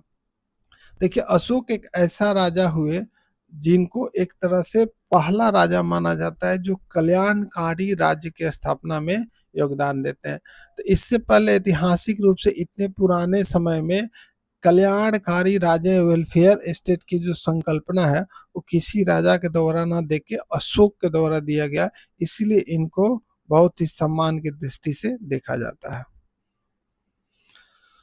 अशोक का धर्म कोई धार्मिक कर्मकांड या नया धर्म नहीं था, बल्कि यह एक नैतिक आचार संहिता यानी कि मोरल कोड था जिसमें सामाजिक शांति और सहिष्णुता पे बल देते थे। भले ही अशोक बौद्ध धर्म अपनाए थे, लेकिन इनका सख्त आदेश था कि किसी भी धर्म के प्रति घृणा और अहिंसा, किसी भी हिंसा नहीं करना है। यानी कि सहिष्णुता और सामाजिक शांति के प्रतीक के रूप में धर्म का आदेश दिया जाता था। प्रश्न 43 है कि चोल साम्राज्य के दौरान स्थानीय स्वशासन में सभा क्या था। यानी कि उस समय जो सभा लगता था उस सभा का तात्पर्य क्या था, यानी कि उसको क्या एक्चुअल में उसका मीनिंग निकलता था। केवल व्यापारियों की संस्था थी, ये गलत है। इसमें सिर्फ व्यापारी नहीं, ब्राह्मण भूस्वामियों की एक सभा जो सिंचाई, सड़कों और मंदिरों की देखभाल करती थी। यही हमारा आंसर होगा 43 का 2। क्योंकि सभा ऐसा एक ग्रुप था जिसमें जो ब्राह्मण भूस्वामी थे, जिनको भूमि मिला था राजा की तरफ से, उनकी सभा थी जिसमें सिंचाई, सड़क और मंदिरों को देखभाल के लिए इकट्ठा होते थे। तो हमारा आंसर हो जाएगा 2। इसका व्याख्या देख सकते हैं कि चोल काल में ग्राम प्रशासन बहुत विकसित था और ऊर यानी कि ऊर आम लोगों की सभा थी, जबकि सभा या महासभा ब्राह्मणों का अनुदान में दिए गए गांवों की संस्थाएं थी। क्या थी? संस्थाएं थी। प्रश्न 44 कहता है कि मुगल काल में मनसबदारी प्रणाली का क्या अर्थ था? मनसबदारी प्रणाली का मतलब क्या था? यह केवल एक धार्मिक उपाधि थी? गलत है। यह एक प्रशासनिक व्यवस्था थी। क्या? यह एक प्रशासनिक व्यवस्था थी जिसका उपयोग पद, वेतन और सैन्य उत्तरदायित्व, यानी कि जो सैनिक का जो जिम्मेवारी क्या होगा, पद क्या होगा, वेतन क्या होगा, इसके लिए इसको दिया जाता था। तो ये हमारा आंसर सही होगा। ये किसानों पर लगाए जाने वाला कर था, ये भी गलत है। ये केवल भूमि आवंटन का एक तरीका था, ये भी गलत है। जो मनसबदारी व्यवस्था थी, इसके माध्यम से सैनिकों को, आदमियों को पद दिया जाता था, जिससे 2 घोड़ा, 4 घोड़ा, ऐसे 10 घोड़ा, 100 घोड़ा रखा करते थे। तो इससे क्या होता था कि अकबर या उस समय के जो राजा हुए, मुगल शासक, वो लोग सैनिकों का यूज करते थे युद्ध में। तो इसका व्याख्या देख सकते हैं कि अकबर द्वारा शुरू की गई मनसबदारी प्रणाली, प्रत्येक अधिकारी को एक मनसब दिया जाता था जो जात यानी पद का वेतन और सवार यानी घुड़सवार की संख्या को निर्धारित करता था। तो देखिए, आपको याद रखना है कि जात जो दिया, जात नाम था वो पद का वेतन था, और सवार जो था वो घुड़सवारों की संख्या। तो सिंह आपसा, दू आपसा का भी नाम सुने होंगे आप लोग, जो जहांगीर द्वारा लागू किया गया था। तो इस तरह जात जो डिनोट करता था वो पद का डिनोट करता था, और सवार जो डिनोट करता था वो घुड़सवारों की संख्या को डिनोट करता था। तो हमारा आंसर हो जाएगा 2। अगला क्वेश्चन है 45 की भक्ति आंदोलन के संतों जैसे कबीर और गुरु नानक की मुख्य सीख क्या थी? यानी कि हम लोग जो भक्ति आंदोलन जब 12वीं सदी, 11वीं 12वीं शताब्दी में सबसे ज्यादा प्रचलित हुआ, तो उस समय जो कबीर और गुरु नानक थे, उनका मुख्य सीख सीख क्या था उनसे, यानी कि लर्निंग क्या मिला? जाति व्यवस्था, मूर्ति पूजा और बाहरी आडम्बरों का विरोध तथा ईश्वर भक्ति का सरल मार्ग। ये ऑप्शन क्या है? 45 का एक सही होगा। क्योंकि जो उस समय जाति व्यवस्था थी, मूर्ति पूजा थी, और जो भी कर्मकांड किए जाते थे, इनका विरोध करके इन्होंने सिर्फ ईश्वर भक्ति की संकल्पना को मजबूत किया, जिससे कि समाज में असमानता को दूर किया जा सके, भेदभाव को मिटाया जा सके। तो 45 का आंसर हो जाएगा 1। निर्गुण भक्ति धारा के संतों ने सामाजिक समानता पर बल दिया और स्थानीय भाषाओं का प्रयोग किया, और बाह्य आडंबरों और जातिगत भेदभाव का कड़ा खंडन किया। इसका सबसे, देखिए, उस समय का भक्ति आंदोलन का एक सबसे बड़ा प्लस पॉइंट ये था कि ये स्थानीय भाषाओं में उस समय भक्ति आंदोलन प्रचलित हुआ, जिसके कारण गांव-गांव में, जन जन में ये भक्ति आंदोलन प्रसारित हुआ, और इससे सामाजिक जागरूकता भी फैली। 46 कहता है कि पृथ्वी के घूर्णन के कारण क्या होता है? जो हमारा पृथ्वी है वो रोटेट करता है, तो रोटेट भी करता है और रिवोल्यूशन भी यानी परिक्रमण भी करता है। तो रिवोल्यूशन और रोटेशन दोनों करता है। तो इसका कारण क्या है? ऋतुओं में परिवर्तन होता है, दिन और रात का बनना होता है, ज्वार भाटा की आवृत्ति में परिवर्तन होता है, या सूर्य ग्रहण होता है। तो जब देखिए रोटेशन होता है, पृथ्वी जब रोटेट करती है, तो ये हमारा दिन और रात का बनना होता है। क्या होता है? बनना होता है। और पृथ्वी जब अपने ही एक्सिस पर रोटेट करती है तो दिन और रात होता है। और जब पृथ्वी सूर्य की परिक्रमा करती है, यानी कि रिवोल्यूशन करती है, तो उससे हमारे ऋतु परिवर्तन होते हैं। क्या होता है? ऋतु परिवर्तन। तो आपको याद रखना है कि रिवोल्यूशन से ऋतु परिवर्तन, परिक्रमण से ऋतु परिवर्तन होता है, और घूर्णन यानी कि रोटेशन से दिन और रात दोनों का बनना होता है। तो प्रश्न 46 का आंसर हो जाएगा 2। पृथ्वी को अपने अक्ष पर 24 घंटे में चक्कर पूरा करने में घूर्णन कहलाता है, और जिससे दिन और रात बनते हैं, और परिक्रमण से ऋतुएं बदलती है। 47 है मानस अभयारण्य। मानस अभयारण्य भारत के किस राज्य में स्थित है? मानस पश्चिम बंगाल, असम, राजस्थान, मध्य प्रदेश। तो इसका आंसर हो जाएगा हमारा असम। मानस कहाँ है? असम में। तो मानस जो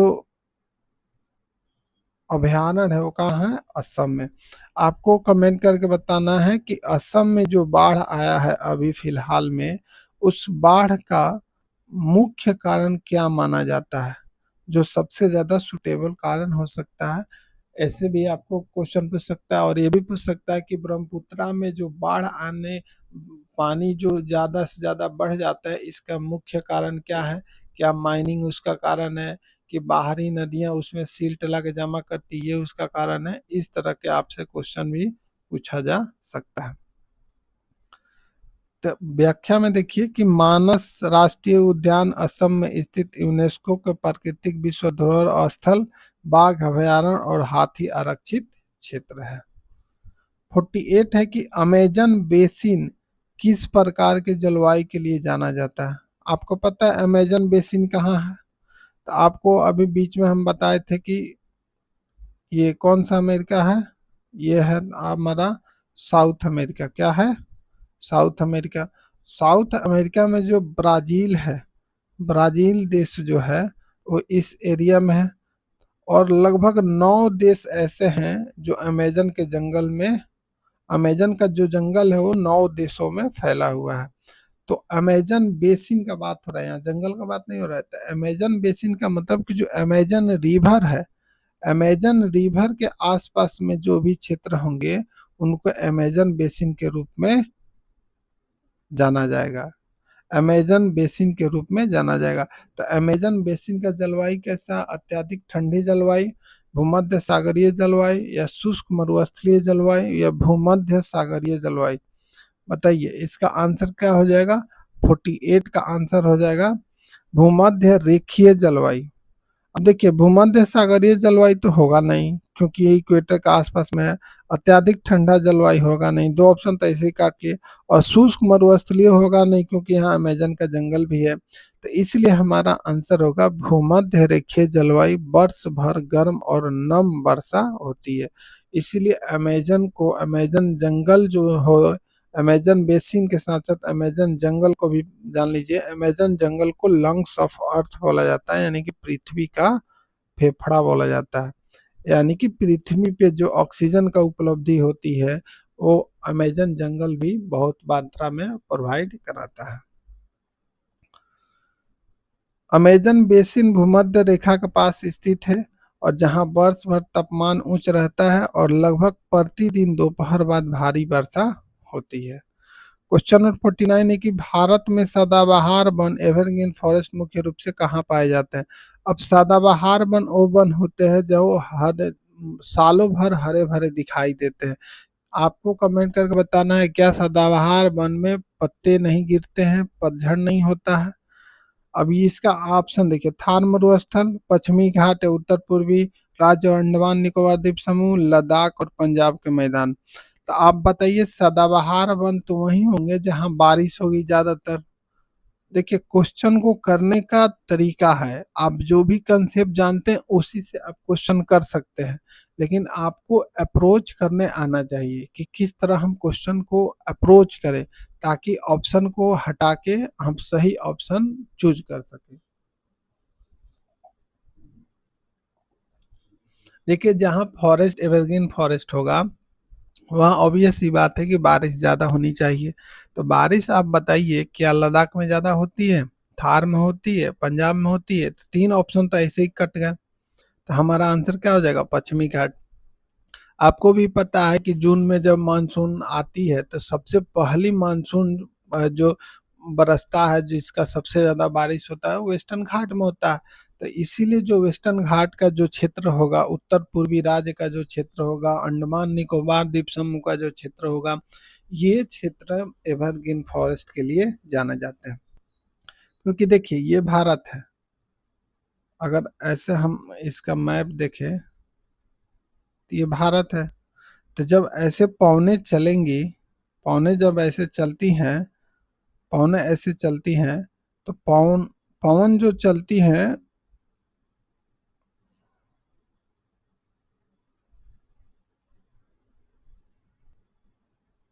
देखिए ये हमारा इंडिया है, ठीक है। अब इंडिया के बाद से जब हम लोग देखेंगे ये हमारा पवनें चल रही हैं। क्या है? पवन चल रही है। तो पवन जब चलती हैं तो सबसे पहले कहाँ पहुंचती हैं? वेस्टर्न घाट। और यहीं से ये इधर भी जाती हैं और इधर भी घुसती हैं। और इधर जो पवनें आती हैं वो अंडमान निकोबार से होते हुए, एक तो अरब सागर से आती हैं और एक अंडमान निकोबार में जाती है और अंडमान निकोबार से होते हुए नॉर्थ ईस्ट में पहुंचती हैं। तो हमारा जो बारिश का पहला जो फेज स्टार्ट होता है, उसमें जो बारिश होता है वो 3 जगह होता है। सबसे पहले तो होता है अंडमान निकोबार में, उसके बाद होता है वेस्टर्न घाट और तब होता है नॉर्थ ईस्ट में। इसके बाद ही दूसरी जगह बारिश होता है। तो इसीलिए हमारा ऑप्शन हो जाएगा पश्चिमी घाट, उत्तर पूर्वी राज्य और अंडमान निकोबार द्वीप समूह। इस तरह आपके दिमाग में अगर कंसेप्ट क्लियर रहेंगे तो आप एक क्वेश्चन से कई क्वेश्चन समझ सकते हैं, एक कंसेप्ट से कई क्वेश्चन बना सकते हैं। Question number 49। अब देखिए यहाँ व्याख्या क्या दिया है कि उष्णकटिबंधीय सदाबहार वन उन क्षेत्रों में पाए जाते हैं जहाँ 200 सेंटीमीटर से अधिक वार्षिक वर्षा होती है, जैसे पश्चिमी घाट और पश्चिमी ढलान और उत्तर पूर्व भारत। यानी कि वैसे जगह जहाँ 200 सेंटीमीटर से अधिक बारिश होता है, ग्रेटर देन 200 सेंटीमीटर। अगला क्वेश्चन है कि क्वेश्चन नंबर 50 है कि निम्नलिखित में से कौन सा ऊर्जा का नवीकरणीय स्रोत है? यानी कि रिन्यूएबल सोर्स ऑफ एनर्जी। कोयला, पेट्रोलियम, सौर ऊर्जा। देखिए रिन्यूएबल सोर्स ऑफ एनर्जी उसको बोलते हैं जो एनर्जी फिर से जनरेट किया जा सके, बनाया जा सके, रीन्यू किया जा सके। तो क्या कोयला हम रिन्यू कर सकते हैं? कोयला को खत्म होने में और बनने में बहुत बड़ा गैप है। कोयला को हम डिस्ट्रॉय बहुत जल्दी कर देते हैं, यूज बहुत ज़्यादा जल्दी कर लेते हैं, लेकिन उसको बनने में करोड़ों और अरबों वर्ष लगते हैं। तो इसीलिए कोयला तो रिन्यूएबल सोर्स ऑफ एनर्जी नहीं होगा, पेट्रोलियम भी नहीं होगा और प्राकृतिक गैस भी नहीं होगा, क्योंकि ये तीनों एक ही फॉर्मेट के फॉसिल फ्यूल्स है। तो हमारा आंसर होगा सौर ऊर्जा। तो क्या होगा? रिन्यूएबल सोर्स ऑफ एनर्जी हो जाएगा सोलर एनर्जी, क्योंकि सूर्य से जो हम ऊर्जा प्राप्त करते हैं उस ऊर्जा को माना जाता है कि अनंत है। हालांकि जो सूर्य है वो भी एक दिन समाप्त होगा, लेकिन हमारे अभी के परिस्पेक्ट में, अभी के परिप्रेक्ष्य में ये कहा जा सकता है कि सौर ऊर्जा हमारे लिए नवीकरणीय ऊर्जा के रूप में कार्य करती है। सौर ऊर्जा, पवन ऊर्जा और जल विद्युत असीमित है। सौर ऊर्जा, पवन ऊर्जा और जल विद्युत ये असीमित है और पुनः निर्मित होते रहते हैं। इसी कारण इन्हें नवीकरणीय कहा जाता है। और कोयला, पेट्रोलियम और सीएनजी ये खत्म हो सकते हैं, इसलिए इन्हें अनवीकरणीय यानी कि अक्षय नहीं कहा जाता है। क्वेश्चन नंबर 51 है कि भारत का संविधान दिवस प्रतिवर्ष किस तिथि को मनाया जाता है? तो संविधान दिवस हम लोग प्रतिवर्ष किस तिथि को मनाते हैं? तो आपको पता है कि हमारा जो संविधान है वो 26 नवंबर को बन के तैयार हो गया। 26 नवंबर 1949 को बन के तैयार हो गया और इसी दिन लगभग 15 से 16 आर्टिकल लागू कर दिए गए, जिससे कि देश में शासन चलाया जा सके। तो आपसे एक क्वेश्चन है कि बताइए कि क्या हमारा जो जब 26 नवंबर 1949 को संविधान लागू हुआ और उसी दिन को संविधान दिवस मनाते हैं, तो क्या आर्टिकल 1 जो है वो 26 नवंबर 1949 को लागू हुआ कि नहीं हुआ, कि आर्टिकल 5 से लागू हुआ? तो आपको बताना है कि 26 नवंबर 1949 से कितने आर्टिकल लागू हुए थे। इसका सिंपल से आंसर हो जाएगा 26 नवंबर। व्याख्या देखिए कि 26 नवंबर 1949 को संविधान सभा द्वारा भारत के संविधान को अंगीकृत किया गया, यानी अडॉप्ट किया गया और इसीलिए इस दिन को संविधान दिवस के रूप में मनाया जाता है, जो 26 जनवरी 1950 को लागू हुआ था। 26 नवंबर 1950 को हमारा संविधान अल्प रूप से लागू हुआ, लेकिन 26 जनवरी 1950 को हमारा संविधान पूर्ण रूप से देश में लागू हो गया। 52 गुटनिरपेक्ष आंदोलन यानी कि नॉन अलाइनमेंट मूवमेंट का मुख्य विचार क्या था? यानी कि क्या मुख्य इसका मकसद था, यानी कि थिंक था कि जिससे नॉन अलाइनमेंट मूवमेंट बनाया जा सके? शीत युद्ध के दौरान किसी भी महाशक्ति में शामिल न होना, यही इसका मुख्य उद्देश्य था। हमारा मुख्य उद्देश्य यही था, क्योंकि उस समय शीत युद्ध चल रहा था और शीत युद्ध में या तो हम रसिया के साथ होते या तो हम अमेरिका के साथ होते।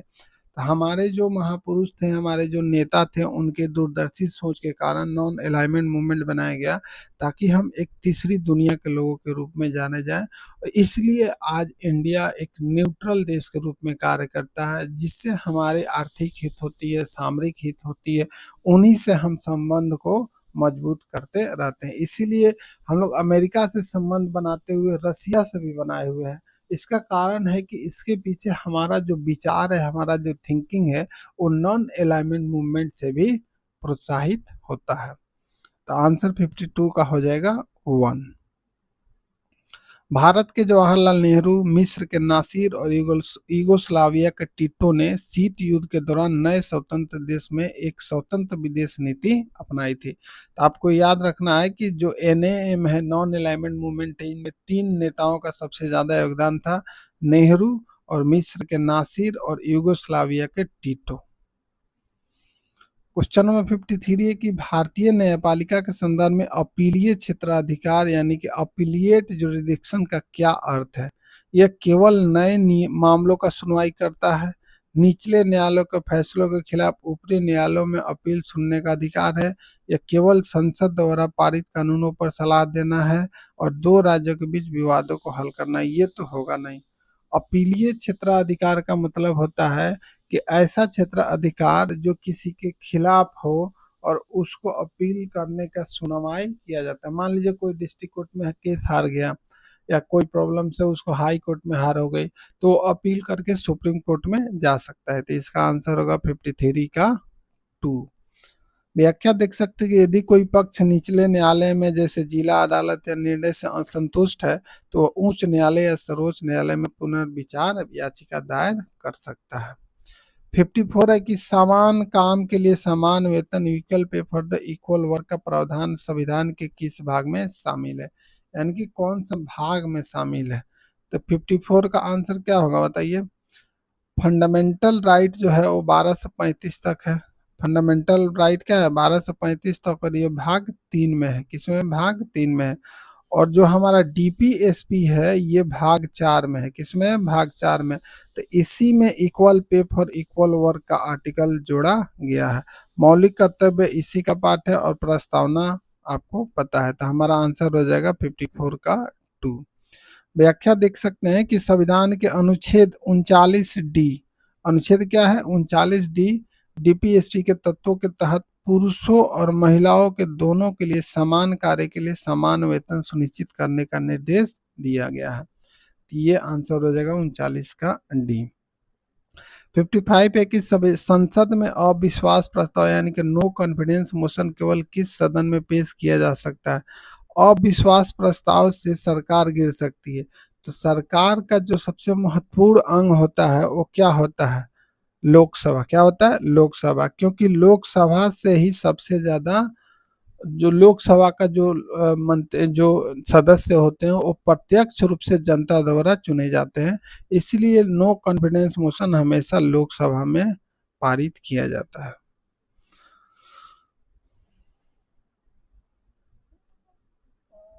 अगला क्वेश्चन देखिए, इसका व्याख्या देख लीजिए। इसका व्याख्या है कि मंत्रिपरिषद सामूहिक रूप से केवल लोकसभा के प्रति उत्तरदायी होती है।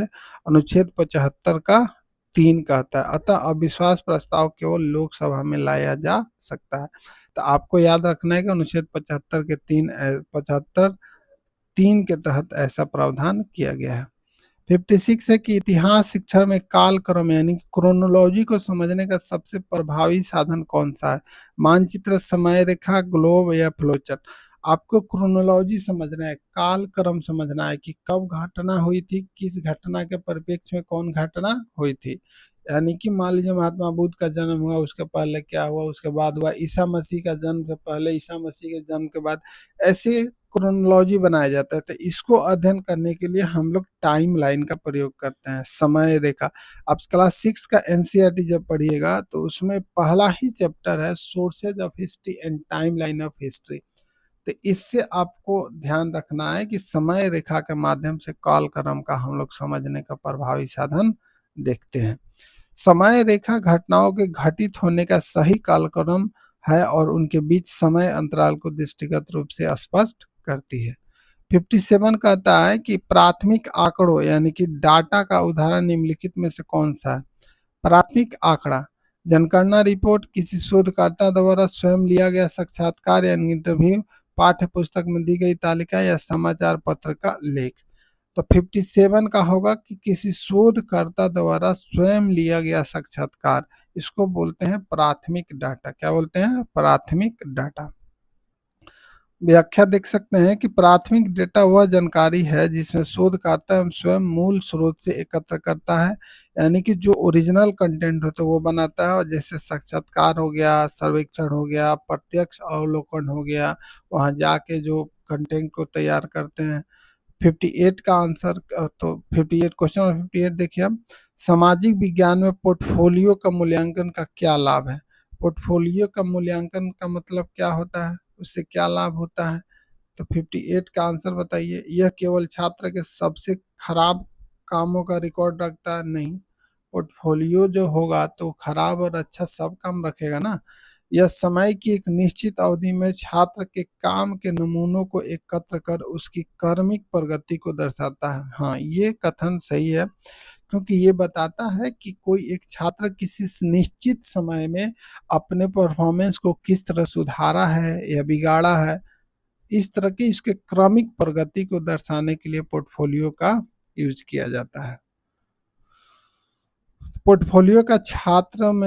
पोर्टफोलियो छात्रों के प्रयासों, विकास और उपलब्धियों का एक व्यवस्थित संग्रह है जो उनके निरंतर विकास का आकलन करता है। 59 है कि विविधता और असमानता में क्या अंतर है? विविधता का अर्थ है सांस्कृतिक भाषाई अंतर, जबकि असमानता संसाधनों और अवसरों की कमी से उत्पन्न होती है। आप इस ऑप्शन से सहमत है कि नहीं है? तो हम सहमत हैं, क्योंकि डाइवर्सिटी हमेशा सांस्कृतिक, भाषाई और अल्पसंख्यक, इस तरह के डाइवर्सिटी को, वेशभूषा के डाइवर्सिटी को देखा जा सकता है। और असमानता हम संसाधन और अवसर की उपलब्धि के रूप में देखते हैं कि कोई कितना, किसी के पास कितना संसाधन उपलब्ध है, उनको अवसर मिल रहा है कि नहीं मिल रहा है। इस तरह को असमानता और समानता से गठित किया जाता है। तो ये 59 का आंसर हो जाएगा 1। तो देखिए, विविधता जो होता है, व्याख्या देखिए, विविधता भाषा, खान पान, त्योहार और समाज को समृद्ध बनाती है, जबकि असमानता जैसे गरीबी, जातिगत भेदभाव लोगों को अवसरों को और अधिकारों से वंचित करती है। क्वेश्चन नंबर 60 है कि भूमंडलीय उष्मन यानी ग्लोबल वार्मिंग का मुख्य कारण क्या है? यानी कि जो हमारे देश में ग्लोबल वार्मिंग बढ़ रही है, समुद्र के जो लेवल बढ़ रहा है, ग्लेशियर पिघल रहे हैं, और ये देखिए जो असम का बाढ़ आया है, इसका एक एक पक्ष ये भी है कि ग्लोबल वार्मिंग का भी इफेक्ट है। ऐसा नहीं है कि सिर्फ इसी से हुआ, लेकिन नेचुरल इफेक्ट भी है और आर्टिफिशियल इफेक्ट भी है। तो इसीलिए ग्लोबल वार्मिंग का मुख्य कारण क्या हो सकता है? ऑक्सीजन का बढ़ता स्तर, ये तो होगा नहीं, क्योंकि ऑक्सीजन का स्तर बढ़ेगा तो हमारे लिए फायदेमंद होगा। जंगलों का तेजी से उगना, ये भी गलत है। और सौर विकिरण में कमी। आंसर होगा वायुमंडल में ग्रीन हाउस गैसेज जैसे वेपर हो गया, कार्बन डाइऑक्साइड हो गया, ये सब गैसों का जो सांद्रता में वृद्धि होती है, क्लोरोफ्लोरोकार्बन जो हो गया, इनकी वृद्धि होने से ग्लोबल वार्मिंग बढ़ता है। तो आंसर हो जाएगा 60 का 2। अब आगे हम लोग क्या करेंगे, नेक्स्ट फिर 60 क्वेश्चन लेके आएंगे, ताकि आपको 6 सितंबर को जो सीटेट होने वाला है उसमें आप एसएसटी के अभी तक जितने आप पढ़ाई किए हैं उससे रिलेटेड और पीवाईक्यू से संबंधित जो भी एनालिसिस हो सकते हैं, उसको एक क्रीम लेयर की तरह आपको उपलब्ध कराया जाएगा, ताकि आप अंतिम रूप से एक अच्छा इनपुट लेकर और आउटपुट एग्जाम में जाके दे सके। और आपको टारगेट रखना है कि 60 में 50 क्वेश्चन आपको करना है। अगर आप इतना करते हैं तो आप बहुत ही अच्छा स्कोर कर सकते हैं सीटेट में, और आपका सिलेक्शन पक्का होगा। चलिए, इसी बात के बाद से हम आप अपने समाप्त करते हैं, और आप सभी लोग लाइक कीजिए और सब्सक्राइब कीजिए हमारे डी कॉन्सेप्ट ऑफिशियल को। जय हिंद।